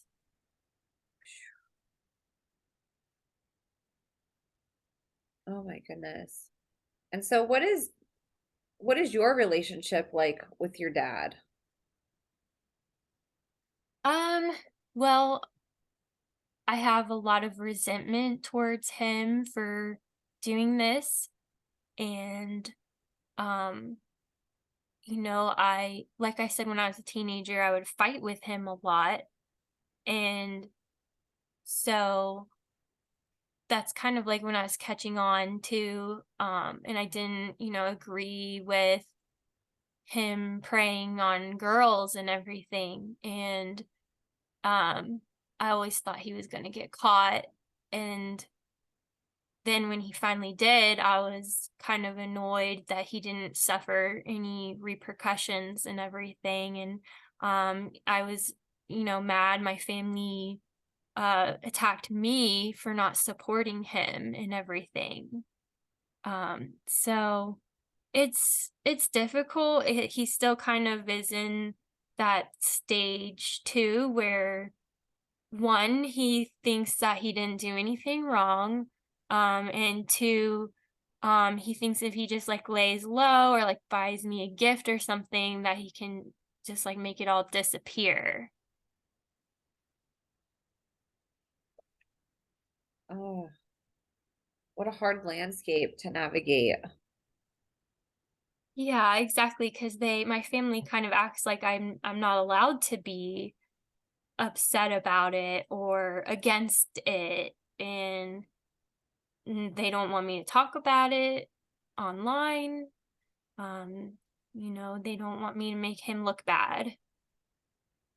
So common in these families, they'd rather, and here's the thing, right? If you want to go defend somebody one on one with somebody, I don't agree with it, but go ahead, right? But like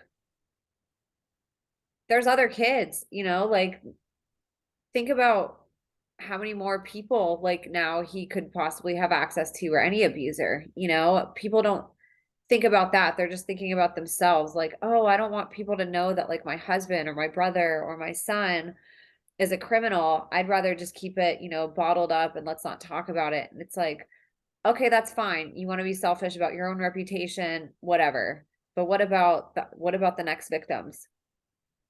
It's like it's such a Yeah. selfish way to look at things, not to mention like you were a victim of this. So it's like, I mean, Well, I guess it's just because they're all involved, honestly. So they're doing the same thing.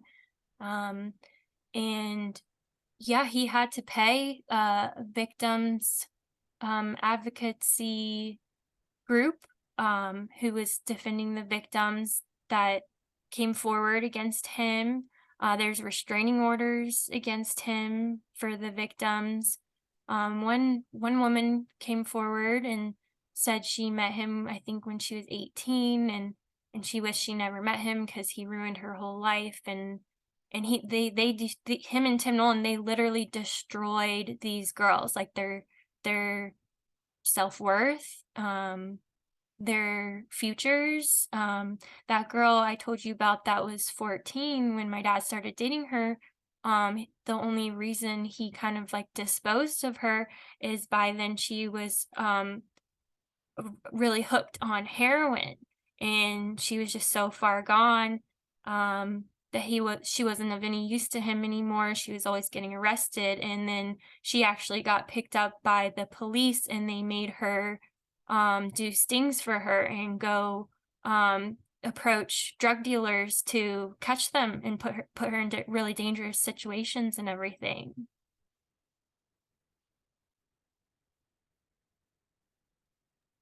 oh my goodness. Yeah, so I mean, they try to defend it like, well, these girls were already going down a bad path, and if it wasn't me, it'd be someone else.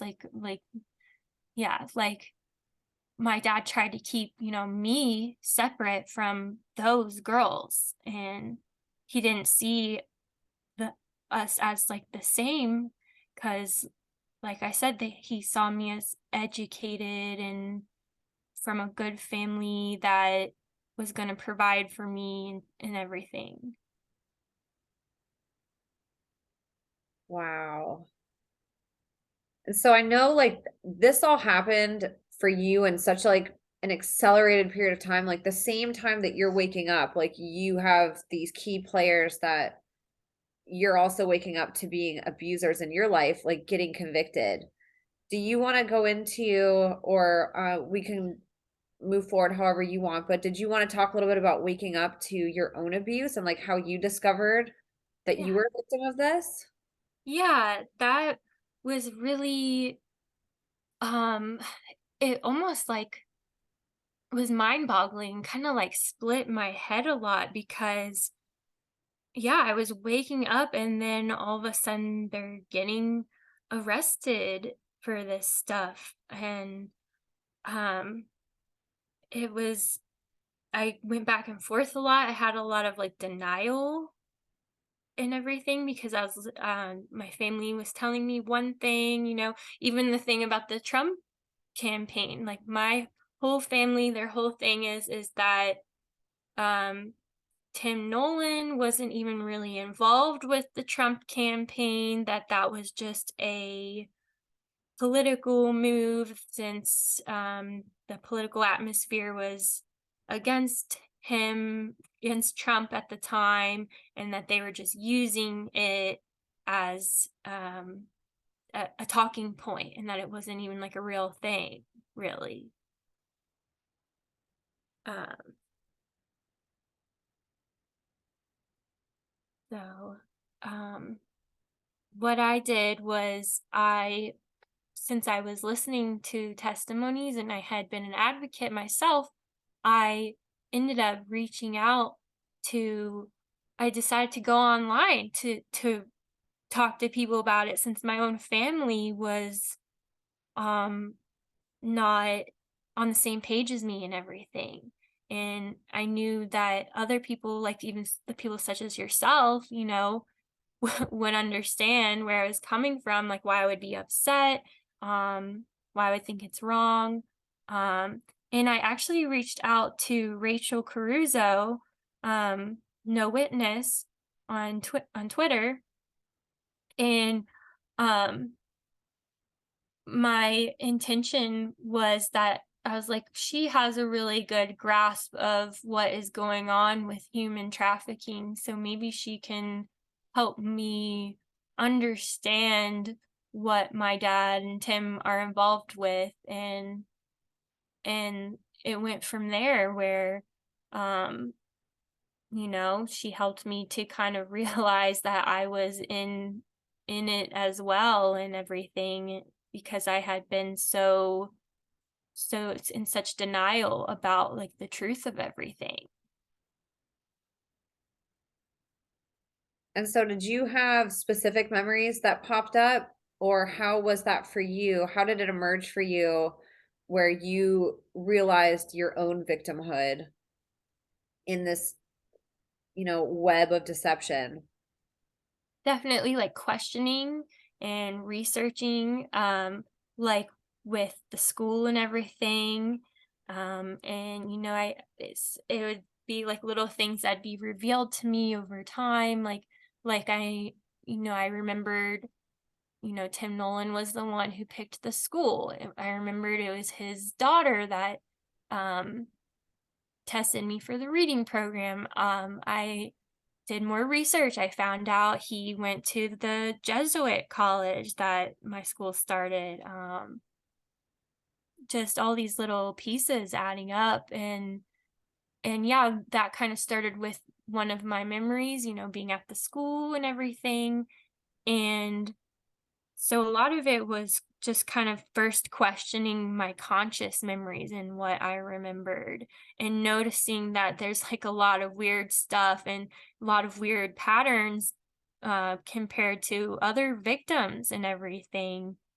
Um, and like it was like simple questions too. Like Rachel asked me, is there any famous people in your life? And I started just like listing off all these people. She's like, wow, there's a lot of famous people you're connected to. And I'm like, yeah, I guess I just never realized that.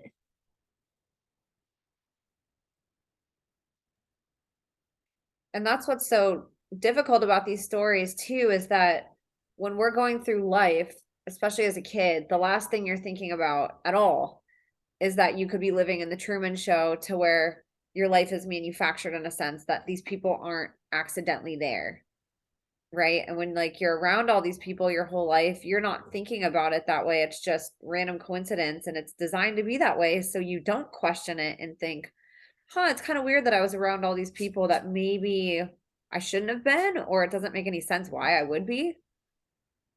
And I think that that's always such a good place. It's like a validating place to for a lot of survivors I've heard to start just with like trying to deconstruct these stories is just to look at what you do know, the connections that you've had, the boyfriends, your parents, your grandparents, like who they're connected to or the different people in your life. And that's so valuable. And I think it is eye-opening for a lot of people to finally like consciously grasp that instead of just letting it be an unconscious thought of, oh, well, that's just my life. That's just how it is. It's nothing special. There's nothing weird about it. It's just mere coincidence. Exactly. It was like all normalized. The same with the Catholic community. Everything was normalized, and there is like gaslighting. And then, I looked into Fritz Springmeier. He has a lot of really good information. Um, and, I mean, one of the things he talked about was like, oh, the mafia is involved. And it's like, oh, yeah, that's my family. Yeah, I'm in the mafia family. So yeah, that's weird. That's another connection. There's just all these little connections. 100%. So what happened after that when you started working with her? Was it like a big flood of memories for you where things came through, or how was your process of recalling and how did that happen for you? Yeah, it was like at first it was like a big realization that I wasn't just an advocate, that I was a victim myself. And that was coming from questioning my conscious life and everything. And I kind of was able to like reframe my perspective of these things to the true reality.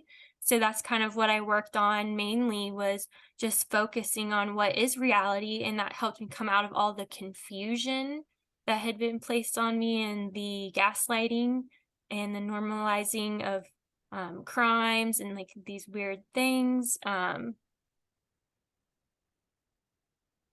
but then like there was periods of time where I was having like a lot of memories come through, but I know it definitely comes when I'm ready. Like memories come to me when they're needed, and a lot of times I'll be questioning something in particular, and if it's on my mind a lot, then I'll be revealed a memory that kind of answers like some of those questions. But at the same time, a lot of times, that just causes even more questions because not everything is has really been revealed to me at this point.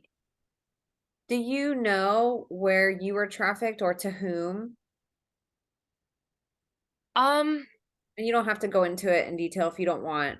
But has that surfaced for you where you're able to put some discovery to that, or is that still something that you're working through? I know some.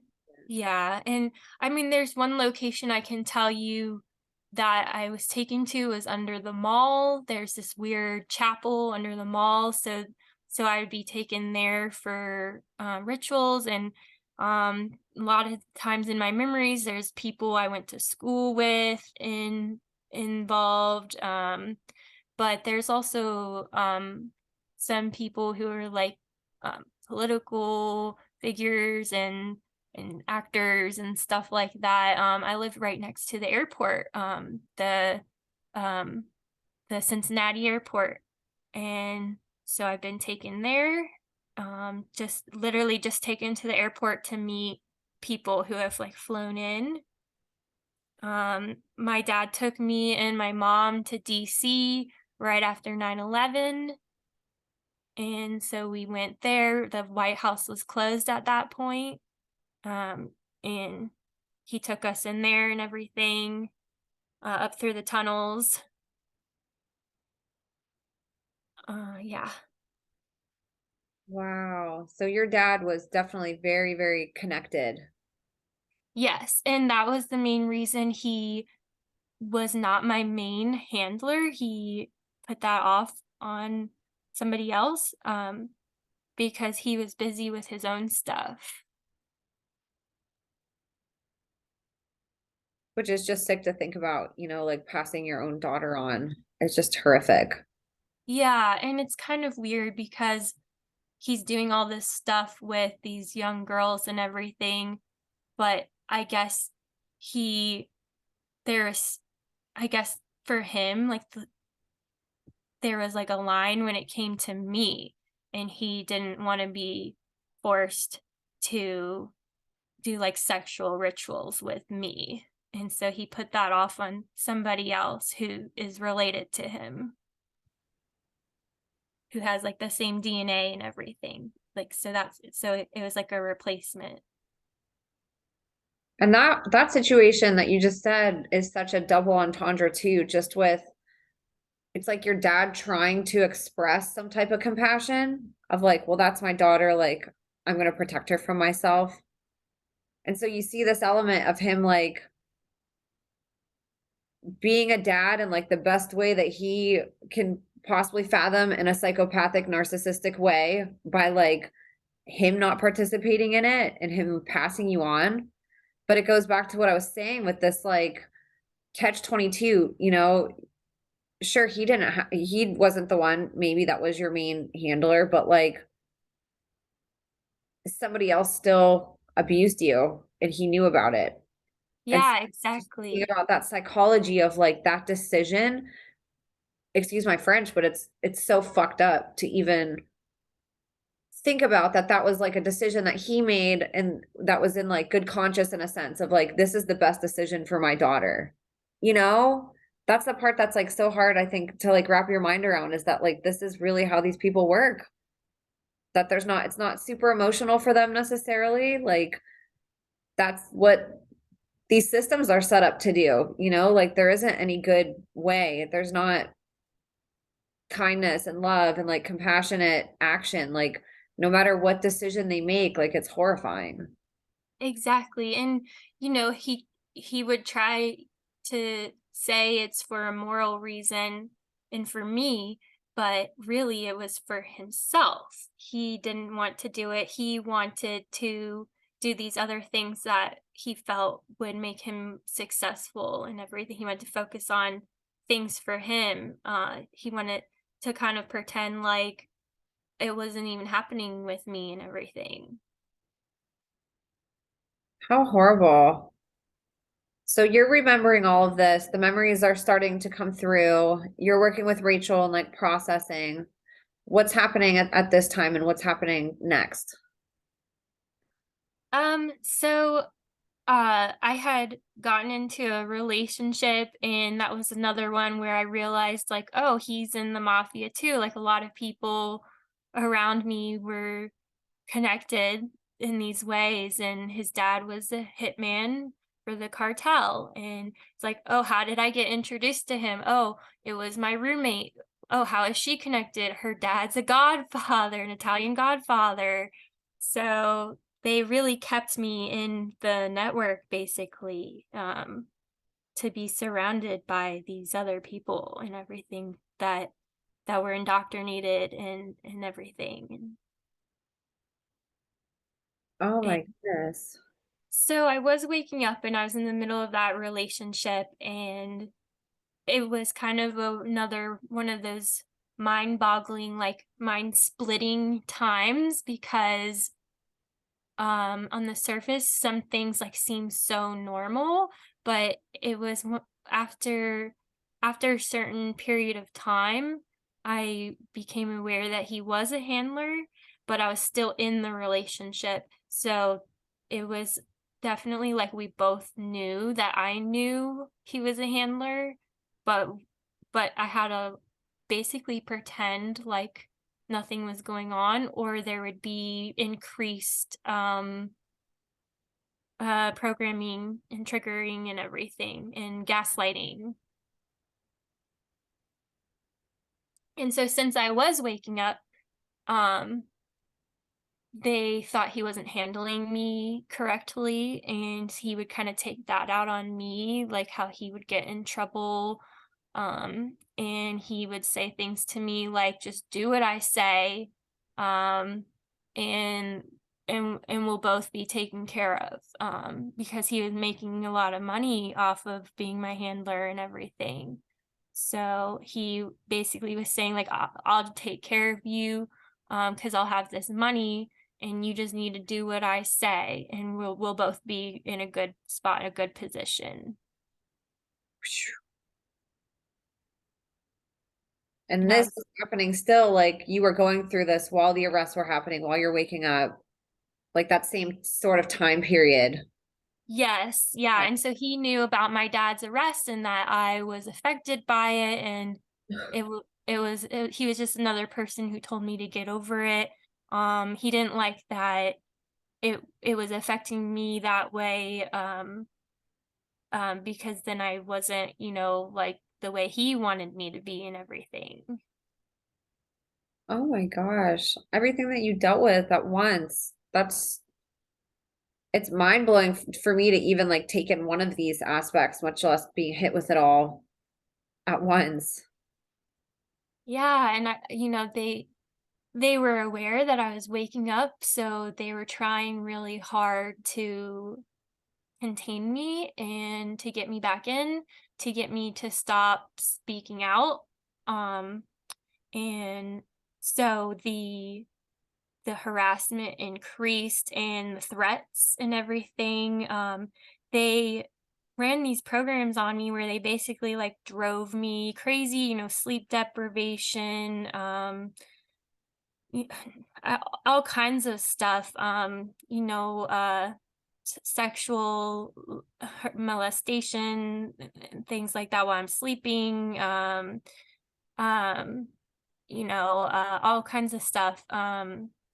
And um, so when I started to like react and display behavior that would, most people would have based on this trauma and everything, that's when they called me crazy. And then that's when they were trying to commit me to a mental institute at that point in time. Oh And my gosh. from other targeted individuals, I've come to learn that they do that and that that's not a good place to be. And so that was kind of what drove me to run away, basically, to get away before that would happen, since I knew I was waking up and that was the reason why they were trying to like reprogram me and everything. So talk about running away. What was that like for you and like what was going through your mind and maybe just paint the landscape on that. Okay. Yeah, it was really hard because I was in an abusive relationship, and those are really hard to leave when you're in the environment. I was completely isolated, and I was not like in my right frame of mind. I was very dependent on my handler to make my choices, my decisions. I didn't want to do anything wrong. I didn't feel like I could make decisions for myself. Um, and so I had thought about leaving a lot.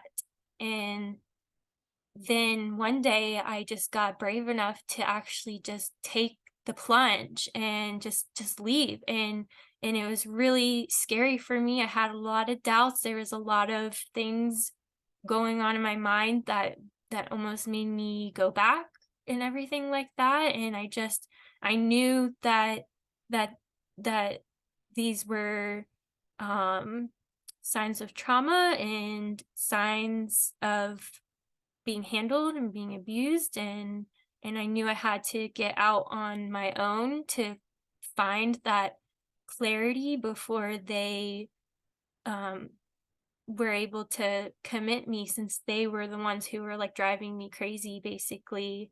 I knew that I had to leave the situation in order to even be able to think clearly enough to defend myself and everything. And have you had any type of retaliation for, I don't know if they know you're speaking out at all, just for leaving that? I know that that's, I mean, that's unheard of in these systems. Like, it's a miracle anybody makes it out of anything. You know, when you look at how carefully constructed and planned out every little move is, right down to, you know, who your next boyfriend's going to be. Did you have um any repercussions from that, or have you had anything happen to you since, or has that been pretty smooth for you since leaving that situation? No, there's definitely been repercussions and different handlers trying to come in too and take over. They kind of like fight each other for wanting that position. I'm assuming because they get a lot of money from it.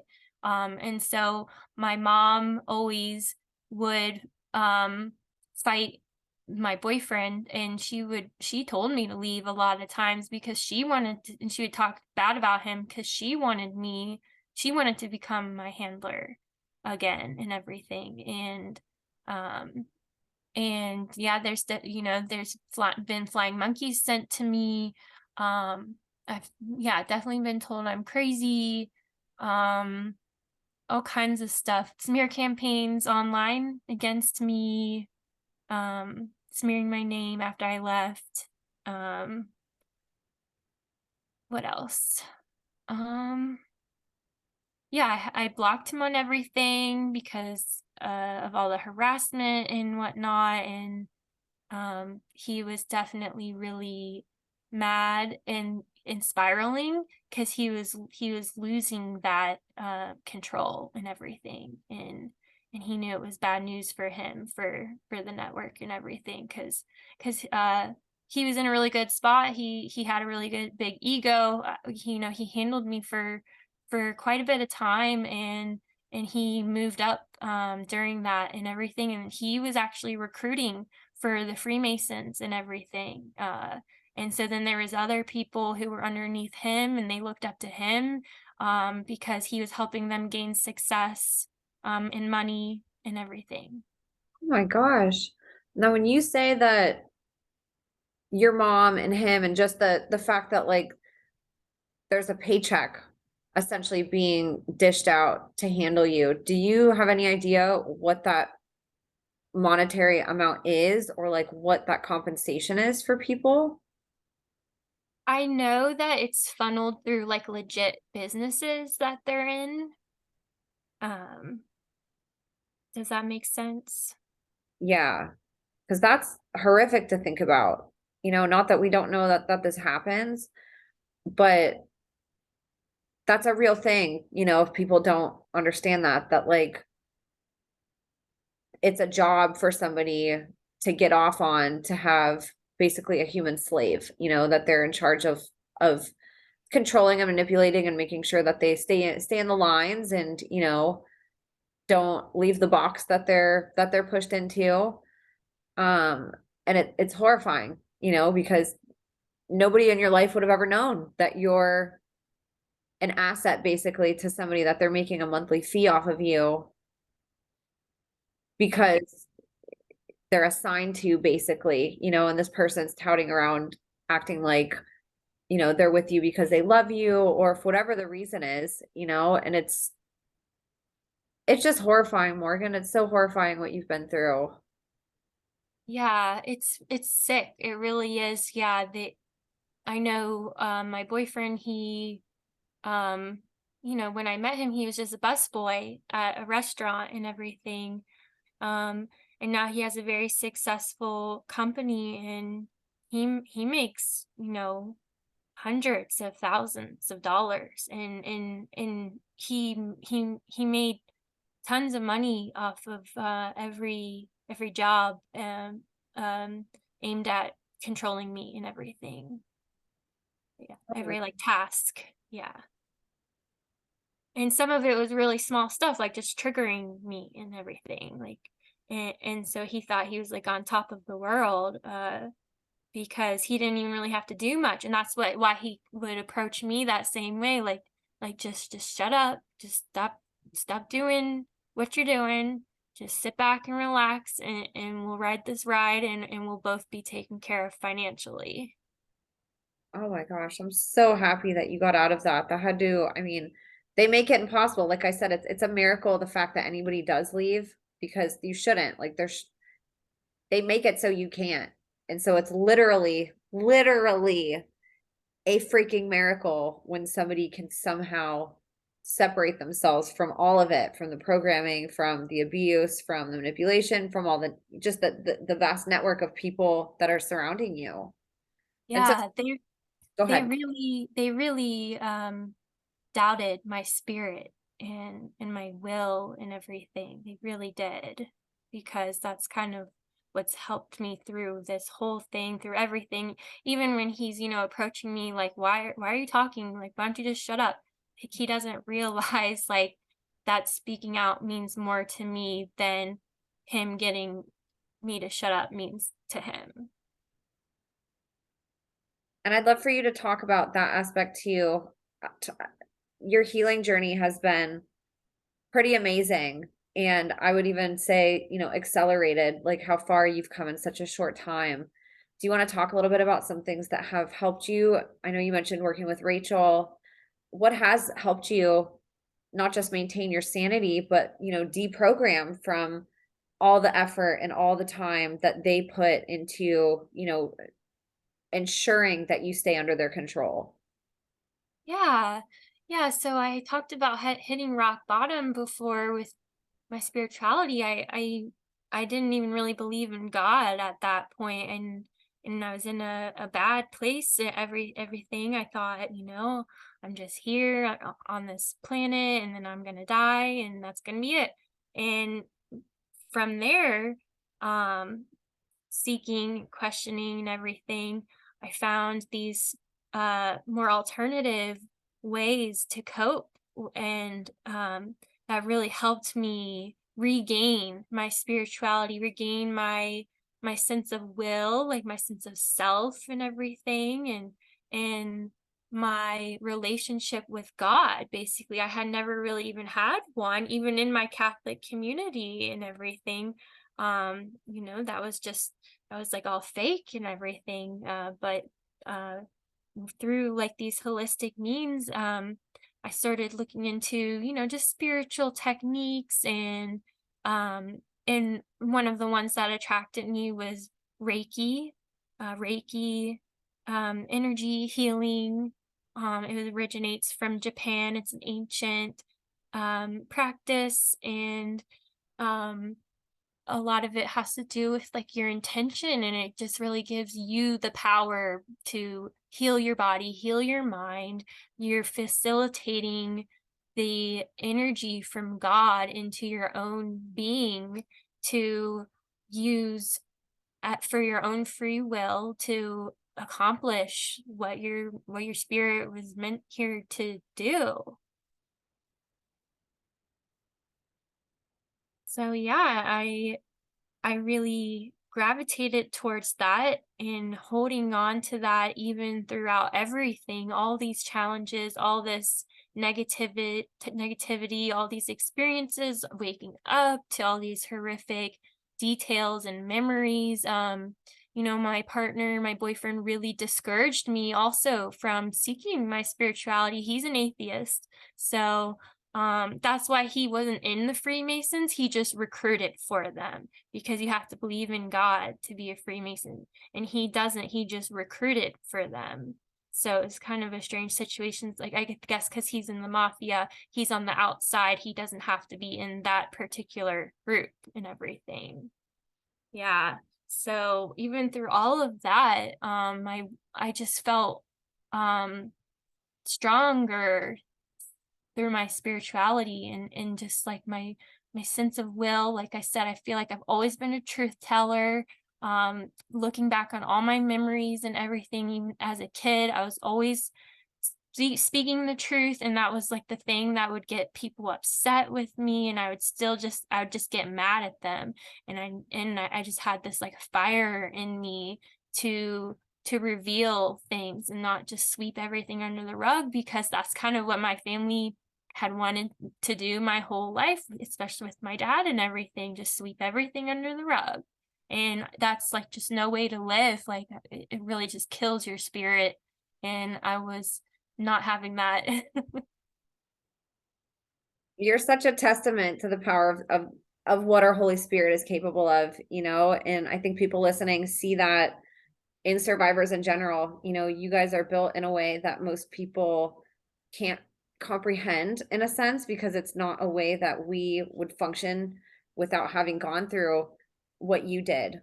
But it's like that is so true, just with the fact, and human spirit, it sounds vague maybe, but literally it's like you shouldn't be here, and that's what people have to understand. Like, you shouldn't even be alive, much less out free talking on a podcast. It's like all the different ways that you defied what your fate should have been, and if anything, if you did live through everything, you should be in a mental institution, you should be on drugs, like you should still be being handled by 20 people, and you should probably be, abusing people because that's what they want carried down to the next generation, and it's like, oh my goodness, looking at you, you know, so young, came to term with such horrors so young and so recently. And then you made all these different changes in your life, including your healing and how you're able to process and live with this information without it sending you down, a deep dark path every day to where you can't get out of bed, or, worse, you're homeless, or, God forbid, sucked back into trafficking somehow, which happens to a lot of victims. It's like you have overcome so much, and that is what's special about you, Morgan, is they did everything they could to control you and to break you, and like you defied all of it. All of it. It's like it's just overwhelming almost to take in. Like, from my perspective, it leaves me in complete awe because you survived and are here talking about things that like my brain can't even understand, much less consider going through. Does that make sense? Yeah. Yeah, and in a way, it really empowers me to know that they um, are in a way kind of afraid of me because I do have such a strong spirit and they want to use that for their own agenda as well and everything. So I still am targeted, but I'm not like, yeah, I'm not severely targeted to the point where they're they want me to die because they still want to use me, and they do know I have a really strong spirit. um Actually, I do have memories of when I was really young, and that, a lot of my memories, the truth telling comes out. um and I just kind of I like give my handlers a hard time, and they can't really say anything because they just have to keep going about what they're doing. But there was one memory in particular where they would have me come in to plan, to help them strategize with certain things because they knew I was just going to tell the truth, and I would just tell them that their next move was stupid and things like that, and that it wasn't going to get them anywhere. And then they'd be like, well, then what should we do?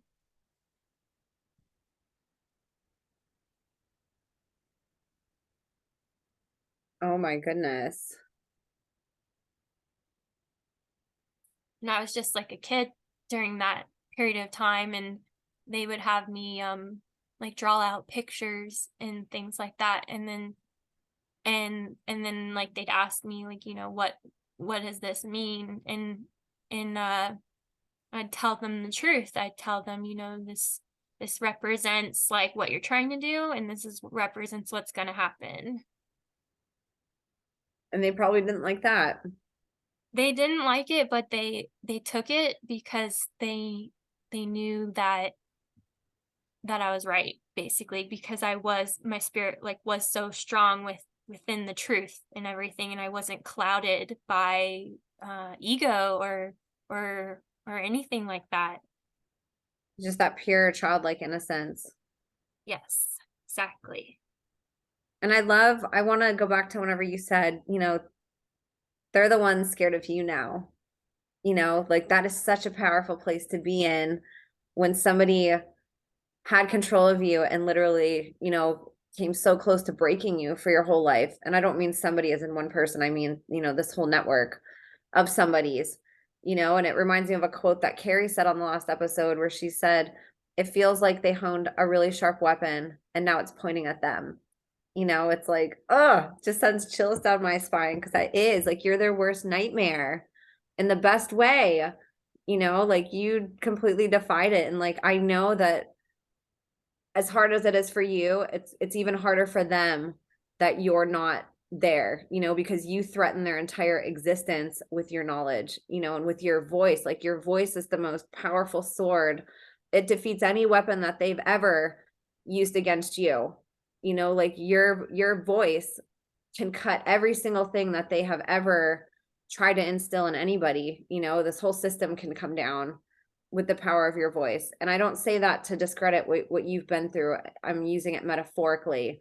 What you went through is horrific, and I'm not discrediting that and saying that it doesn't matter because you have a voice. I'm saying metaphorically in the spiritual realm, they don't have a hold of you anymore. You have a hold of them. Yeah. Yeah, exactly. I really did relate to Carrie when she said that because I feel the same exact way. They my whole life they've tried to use my spirit as a tool for their agenda, their a weapon for them, and they even, went forward to train me and all these things, and and now they don't have control over this the training and what I do, what I use it for, because now I'm using it against them and they never saw that coming. They just were so focused on how they could exploit my gifts and everything. And that's it, right? That's exactly it. It's like they know exactly what you're talented in, and like they know your God-given talents and the things that make you shine and your gifts that you were born with. And that's exactly it. They twist it and they invert it and they use it against you. And it's like they make you hate those things about yourself because, as Carrie put it, it's like the more you succeed at your gifts, basically, like the more abuse you get. So it's like, why would you want to appreciate those things about yourself? Like you're not given the opportunity to. And it's so beautiful to see people like you come out on the other side and like realize and take that back, and to say, hey, like that's not happening anymore. I'm going to use this for what I was born to use it for, not for the malicious ways that you tried to exploit. Yeah. And because I was in such powerless positions in those moments, it's even more precious to me the freedom I have, the control I have now. And it's something I work really hard to keep and to use for myself. And it's just something that's consciously on my mind because I did work so hard to come out of that powerless state. You're such an inspiration. And like I said, to like do all this in such a short period of time and it's so young, and it gives me hope because I know, not personally, but from what I've heard from other survivors, people who woke up 10, 15, 20, 30, 40, 50 years ago to all of this, like there wasn't really vocabulary and ways to find out how to heal from this or even what it is. And I love that your testimony shows, what asking questions and doing some research, like how it can accelerate an otherwise really complicated process to get healing faster than maybe previous generations were able to with the resources that they had available. Seeing people younger waking up and getting a hold of this and like doing Google searches and discovering, oh, human trafficking, that's the word for what happened to me, or satanic ritual abuse, or mind control, like having those things at your disposal now. I think that's one of the things that makes you so inspiring is like you're showing an accelerated healing journey too that previous generations may not have been able to accomplish. Like I know I said this in the intro. I don't know if people realize like you're not a public speaker. You're very new to like speaking about this in any capacity.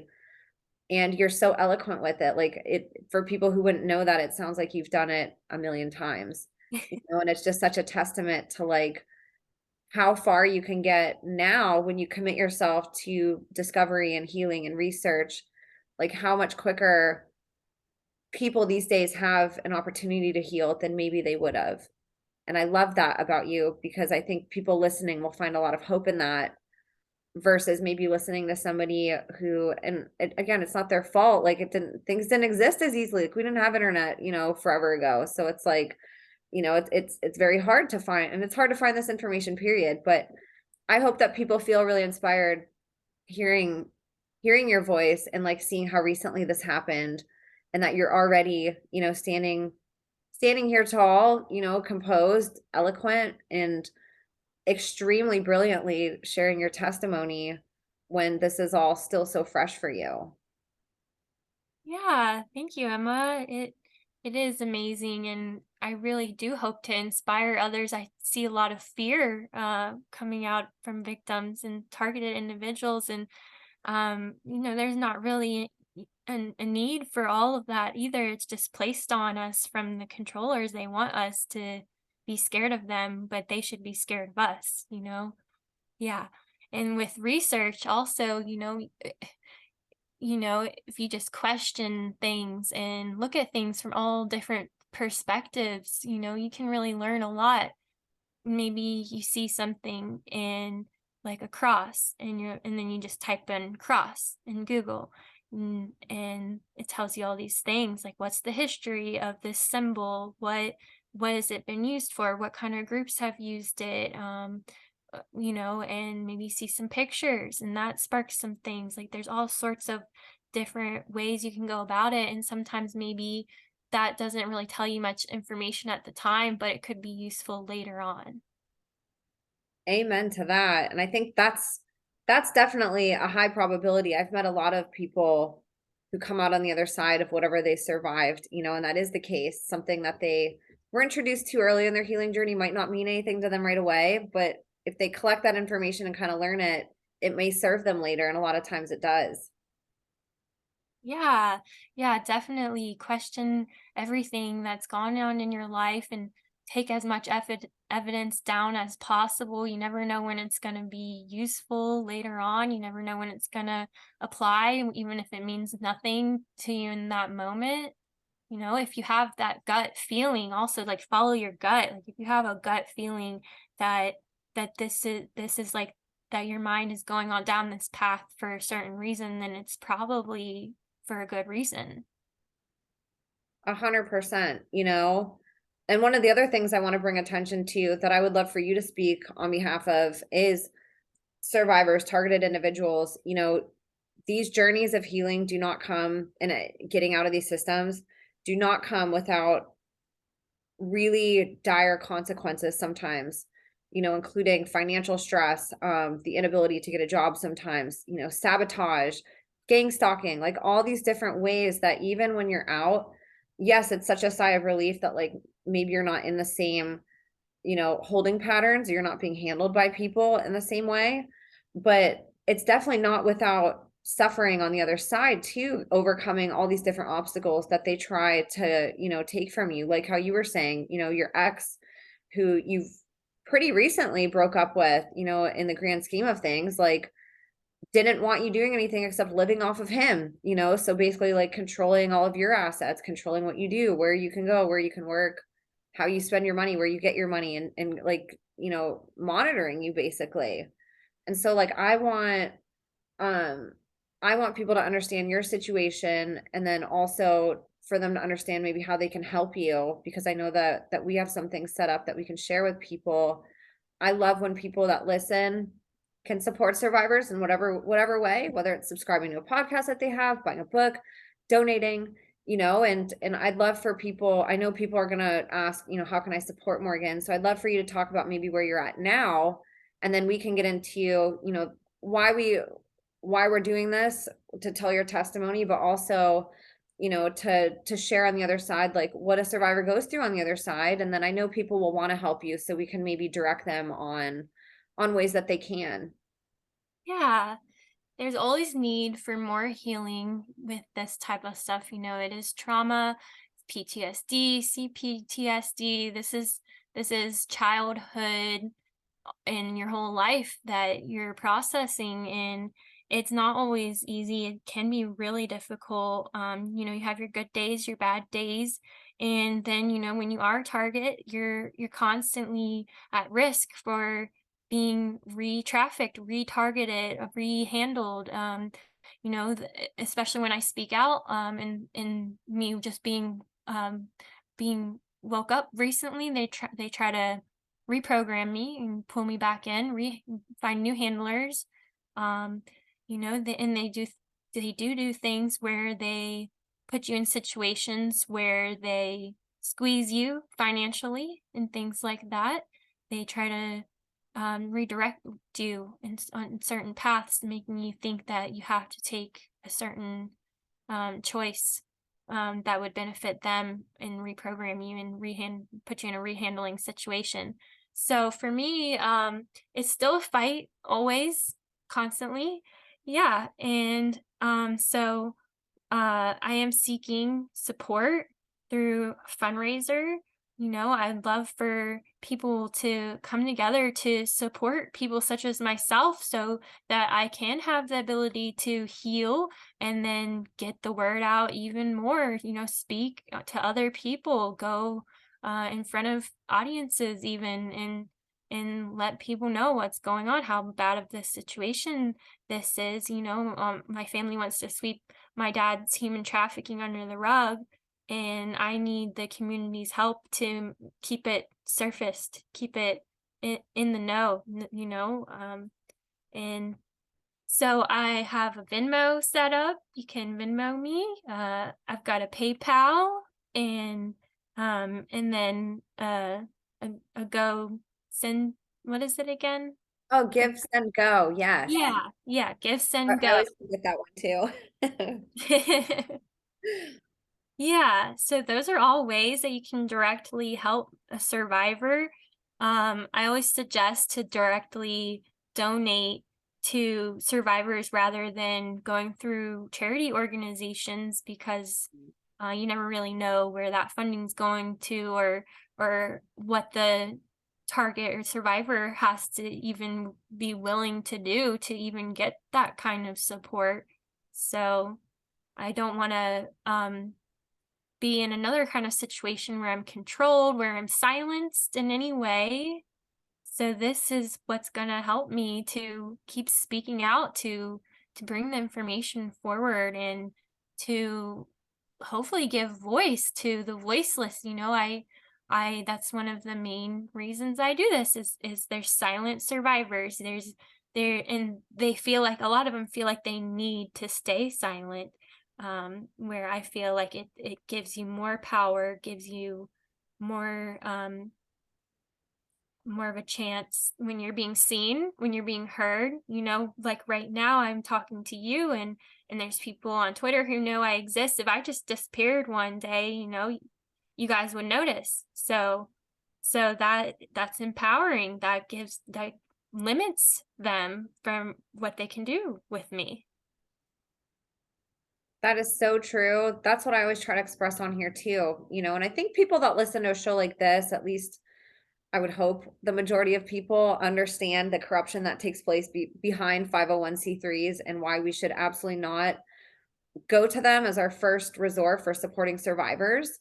And I'm not saying that all of them are bad. I want to make that disclaimer too. I'm sure that there's some that are actually doing legit work, and, maybe that would be worth, handing over some money to. But I personally like to donate to where there's not any type of, red tape, where I know 100% of what I give is going to the person, and there's not little pieces of it or big pieces going to somebody's salary or somewhere else other than where I want to donate it. And that should be all of our wishes. One of my biggest pet peeves, anytime that I have a survivor say, come on and promote a book, there's always people in the comments going, they're trying to make money off of the truth. And it's like, they should be all the time. Like, you've spent hours of your day with me today when you could be doing anything else. Like, you should absolutely be able to do this for a living and be funded for it. And we know the government's never going to fund you to speak about this stuff. And so to me, it is our moral responsibility as a society to elevate you guys however we can, because that is what we should all want, is for you to be able to do this as much as you can, to be able to get equipment if you need a podcast, to be able to, you know, God forbid, have a phone backup if something happens to your phone, or a place to stay if for some reason they sabotage, you know, your housing situation, which happens very often, or they sabotage your opportunity to get a job. Like, there's so many things that you deal with, like you said, being a target individual and then coming out of this, and that's by design. You know, they don't want you thriving and having money and having resources and means to speak out. And so by us stepping up and helping in any type of way, you know, we're providing that and like giving you that opportunity and saying, Morgan, like, we want you on stage talking about this as much as possible. You know, like, that's my hope for you. If that's what you want to do and like that's what you're passionate about, I pray and hope so much that we can get you to a point where you are being financially compensated for your travel, for your time. And just like anybody else does that goes up on stage in any other profession, you know, it's like we need to start looking at you all, everybody that's come on this podcast, whether they're, you know, a survivor or somebody, you know, educating on a topic that they've studied in depth for years. Like, this should all be stuff that you're compensated for the same way that anybody else in a different industry spends all that time gathering information and then getting paid to teach it or execute it or start a business with it, you know? So please, you guys, like, go to Morgan's donation sites. I know she gave a lot of them, so I'm not gonna make her say all of the addresses to them. What I'll do is I'm gonna go link them in the show notes. So you guys can go down to Give, Send, Go, to Venmo, and then what was the other one? PayPal. PayPal. And we'll actually link it. So whenever you guys go into the show notes, they'll highlight like a hyperlink. And all you have to do is just click it, and then it'll open up a different window on your phone and you'll be right up the site. So it's super easy, you know, and like I said, 100% of what you give, unless of course some of these platforms might, you know, take a little percentage, but you know that your money is going to her, and that if it's not going to her, if there's a percentage that's not going to her, it's going to the platform that's supporting her, you know. So please consider donating to Morgan. There's not any such thing as like too little, you know. Sometimes I think that can go through people's head. They're like, well, I only have $5, it's not significant. It's like, that could buy you dinner one night, you know. Like, you never know what something small can do, the big impact that it can have. So I ask you guys to please go support Morgan. And then also, Morgan, can you go over where you're at on social media too? So people Yeah. can support you there. Because I know you post those links on social media too, and I know you will, so people can, you know, find all these links directly there too. Yeah. Well, you can follow me, my truth telling at stellar_truth on Twitter. And then I have a Facebook for my Reiki business, just Stellar Reiki with Morgan. Yay. Can people purchase services from you too if they wanted? Yeah, I specialize in helping survivors of abuse. And so I specialize in um, cutting cords of like negative energies, negative attachments, things placed on us through the trauma. And, you know, a lot of things surface for people through that type of work and everything, that holistic healing. And I'm just a facilitator. They're the ones doing the healing work themselves, and I facilitate through God. And That's also with the charities, I can give a little more information about that as well. You know, my grandma is a charity organizer, and one of her charities actually is for human trafficking victims, and she herself is trafficking a lot of the human trafficking victims. So if you're considering donating to one of those charities, you're giving money directly to the perpetrators who are just re-trafficking these victims. Oh my goodness, I didn't know that. That is Yeah. shocking. It's not like, I know that that happens, but I didn't realize that was so close to home too, that you literally have this happening in your own family's business. Yes, and she has charity events at Mar-a-Lago. She knows Trump. Yeah. And some of the girls work for her charity program that were once victims. They're now workers for her. Oh my gosh. Wow. You're your story is, I know it's like such a complex web.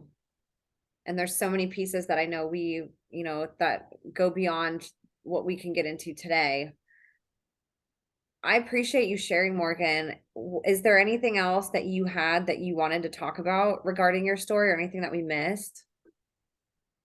Um, there is a lot. Sometimes it's hard to focus on all of it. Yeah, the Well, floor is yours. You can talk about whatever you want.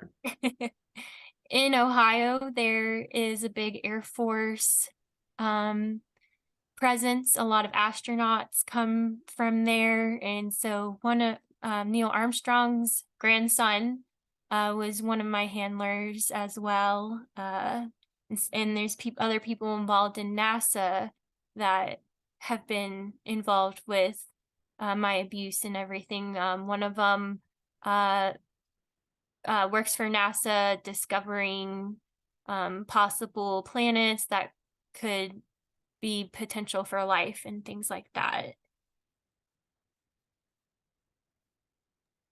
Whew. And we know from past episodes where I've talked about where NASA's come up, like NASA is full of Freemasons. Like the whole thing is like a Freemasonic club, It's just do your research on NASA. That's all I'm gonna say. Oh my goodness. Wow. So your family and you, like you guys have ties to these other organizations too. Yes, my dad has military. His uncle was a teacher at West Point, and he's apparently like a legend amongst the military community. And that's kind of how where my dad's connection comes from with a lot of the science stuff and everything. And he was over in Germany during the Cold War, and he helped them with their tanks. Like he was like the leader of getting their tank program up and running and in better shape and everything. And he was over there for a really long time. He even adopted a girl over there and everything, who's my aunt.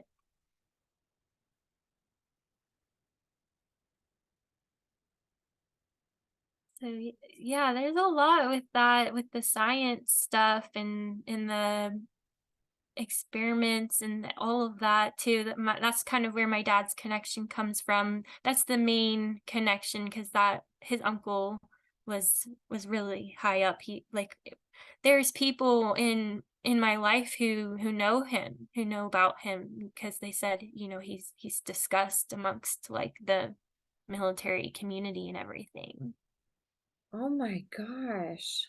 And is he still in the military to this day? No, Agent Orange got him, and so he's gone. Oh, okay. Oh my gosh. So many different layers to this. Yeah. Yeah. And so there's that part. What else about your story did you want to cover today? Well, there's stuff going on in Mammoth Cave. Kind of piggybacks off what we were just talking about with the experiments. And This in Kentucky? yes, Okay. yeah, Mammoth Cave, Kentucky. Um, it's kind of like a dumb, like a deep underground military base. And I posted on Twitter also that there's evidence of Freemasons um meeting in there, having rituals in the cave and everything. Definitely not hard to believe knowing what we know. Oh my goodness. And I'm guessing that's probably been going on for a long time, I'm assuming. I feel like those government-owned land areas are just, out in nature randomly, caves and wherever else. Like these people really they utilize those areas as much as they can because they're so nobody's gonna know. You're just out in the middle of nowhere. Exactly, and that's exactly why Tim and my dad, their whole strategy is to take people out into the middle of nowhere. Yep. And then with Mammoth Cave, there's several different entrances, that aren't like they're not known to the public. They're literally out in the middle of nowhere. They're just off the road. You wouldn't even know that it's there. Unbelievable. And then the worst part is like, this is everywhere, it's shocking to hear about it being in Kentucky, but y'all, wherever you're at listening on the other side, like it's happening in your communities too. It's in your state, it's in your cities. Like the same thing is happening near you. You just don't know about it. Or maybe you do, which, is good. It's hard for people to believe that, it's these types of things are other areas that we're conditioned to have a perception of that fits a certain narrative. You think about like state parks and, first of all, the government owns all land, like even land that we think we owe, like we still pay taxes on it. Like we don't actually own anything, but land that the government actually sets aside and owns, state parks especially, and different areas like that. There's a reason why the government wants that land, and it's not to protect it and to do these different, environmental virtue signals that they say they're doing. Like a lot of times they are used for military and for special ops and for satanic ritual abuse and for different types of crime to occur that can be hidden very, very easily from the public because for one, people don't have access to it, but for two, nobody would think, people just think that these areas are just these beautiful areas that the government wants to preserve and save and, keep the animals from being endangered. And again, everything that they tell us is a cover story. And like, we need to be looking in deeper at that in our own communities too, because there's a lot of stuff that hides in these nature type areas, like how you were saying with Mammoth Caves. Yeah, and some of it's just in plain sight too, like, oh, this cave is closed now. The public isn't allowed in, and that's it. That's all they say about it. There's a lot of different groups involved also. Like I know you've discussed the Jesuits and the Vatican, and I was taken there on a school trip and everything, and that had been planned out for 4 years in advance. So my parents knew that that was gonna be a trip for me and everything. They wanted me to go to the Vatican. Can you talk about that a little bit, or what was the experience? Yeah, and actually there was a judge, another judge, a Catholic judge in the same community as Tim Nolan and everything, who was she was the tour guide basically. She set up the entire trip where we were gonna be at every minute of the entire time. Um, and we went to the Vatican.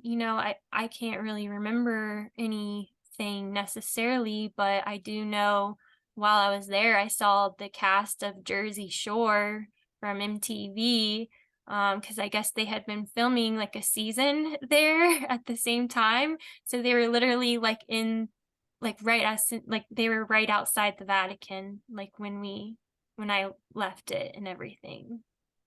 Whoa.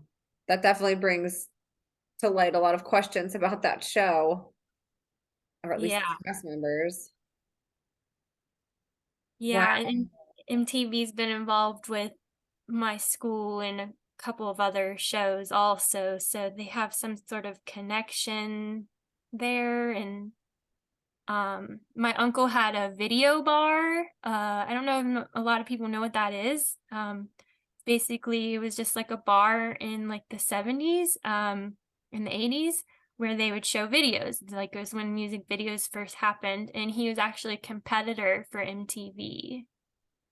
No way. Did you ever see that MTV, the building that MTV headquarters is in is actually a Freemason lodge? I don't think I knew about that, but it doesn't surprise me. I know that there's other things like that going on, like Jimmy Kimmel, his Yes. thing. Yeah. Yes. It's stuff again that we just walk right by and don't even think about, And what's funny is when I was how old was I? 20. I was in my low 20s. I want to say like 21 or something. I don't know. But my sister lived in LA And we went to she took me to Jimmy Kimmel one time to go watch a show. And like, I would have never even thought to look at or find Freemasonic, symbology where I was going. And that's so crazy to me to think about, that all the things that we just walk by that are plainly show like, some type of satanic or Luciferian symbology. And we just are so not even aware. It doesn't even cross our mind. Yeah, just another level of that normalizing things and everything for all of us. 100%. So you have a lot of pieces of your story that still need places, in a sense. Like, you have memories that might not be complete or still some missing time, and you're still working all of that, right? Yes, for me, a lot of what I have remembered is like around the really bad parts. So it's like the really bad parts that I'm still a little like dissociated from. Which makes complete sense why that would be. But I've like touched on like I might remember like what happens directly before the really bad thing and directly after. So more of like an incomplete memory. Yeah. Yeah. Yeah, sometimes it comes in like little bits and pieces like that. But then sometimes those little pieces, is kind of all I need because then I do research and then that can lead me to the bigger picture even and then even just doing that can help the full memory kind of come back in because when I go to do the research I'm consciously aware of what I'm looking for and so my mind is kind of gotten used to what the possibility is and then the memory comes in because I'm more accepting of it being a reality. That's amazing. You've been able to kind of figure out that pattern with yourself. So when things do come up, you sort of have a strategy on how to navigate it. Yeah. Yeah. Is there anything else that from your outline that you wanted to go over? I don't think so. I went through everything with the outline and I added some stuff in there and everything. There's a lot more too, there's a lot more I've said on Twitter also if some people want to go on there. I know that it's a lot and sometimes, you don't want to like scroll back and everything. So I've thought about trying to figure out a way to kind of archive some of that stuff. But I do talk a lot. I do reveal a lot more on there, and sometimes it's just like as things come to me and everything. Well, you're always more than welcome to come back on if you have more that you want to talk about on a podcast setting. And you did so good today. This was incredible. You were so well spoken. Like I said, I would have thought that you've, not only rehearsed this, but done this 100 times. I can't believe that you were just working on an outline this morning, in this past week. And like, you did absolutely phenomenal, Morgan. I'm so grateful that you chose to come on here. Oh, thanks, Emma, and thanks so much for the opportunity and giving me this platform. And thanks to your audience and everybody who supports my journey and everything. It really has made a night and day difference to have the community backing me up and supporting me rather than me just trying to work through the gaslighting on my own. It was a real breakthrough for me to reach out to online to other individuals and everything. And I will say too, I was not expecting Twitter to be like the spot for a survivor community, but I'm telling you, Twitter is where it's at. Like, if you guys listening are trying to connect, or if you're a survivor, like, Twitter has really become an amazing platform for connecting, and it's made it so easy. I've met so many people, especially recently, and just throughout the last couple of years on Twitter. It's been one of the greatest assets for me to find this community. And I feel like we're all kind of finding each other on there and like having each other's backs and sharing things. And it's really neat. And you do such a good job, Morgan. I love all your content. And she's right. She really does. She dives into a lot of stuff. She does these incredibly elaborate threads. you know, and it's not always just about her story. She's really good at picking out symbology and will post things, you know, from Hollywood or things that are current in the news. So you can learn things that maybe you don't see every day. She does a really great job, you know, helping you see those things from a different perspective. So I encourage everybody to go follow Morgan. She's just a ray of light, and I'm just honored to know you. Like I said, you're like a sister in this movement to me, and I'm so grateful that we get to do this together. Thank you, Emma.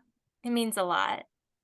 You're welcome. Like I said, you crushed it, girl. So thank you so much for coming on. And you guys, I'm going to link all of her links below. So I'll put the articles that she had me view today. So if say you're driving or you're listening on Spotify, you can go see the visuals that we put up, or go ahead and just click my direct me and you can find YouTube or BitChute, and go check out the video versus just the audio. So please support Morgan, donate to her. I'll have all those links below also. Go connect with her on Twitter, lift her up. Share this if you found value. Please keep all comments. I hate that I even have to say this, but I feel like I've been getting trolled more than ever on YouTube. If you're not nice, you get blocked and deleted, period. So please, you know, have respect for everybody. 99% of you guys do, but you know, the 1% come hitting hard whenever they do. So you guys are awesome. I'm so grateful for all of you. Thank you guys so much for supporting. We couldn't do this without you. God bless you, and we will see you all next week.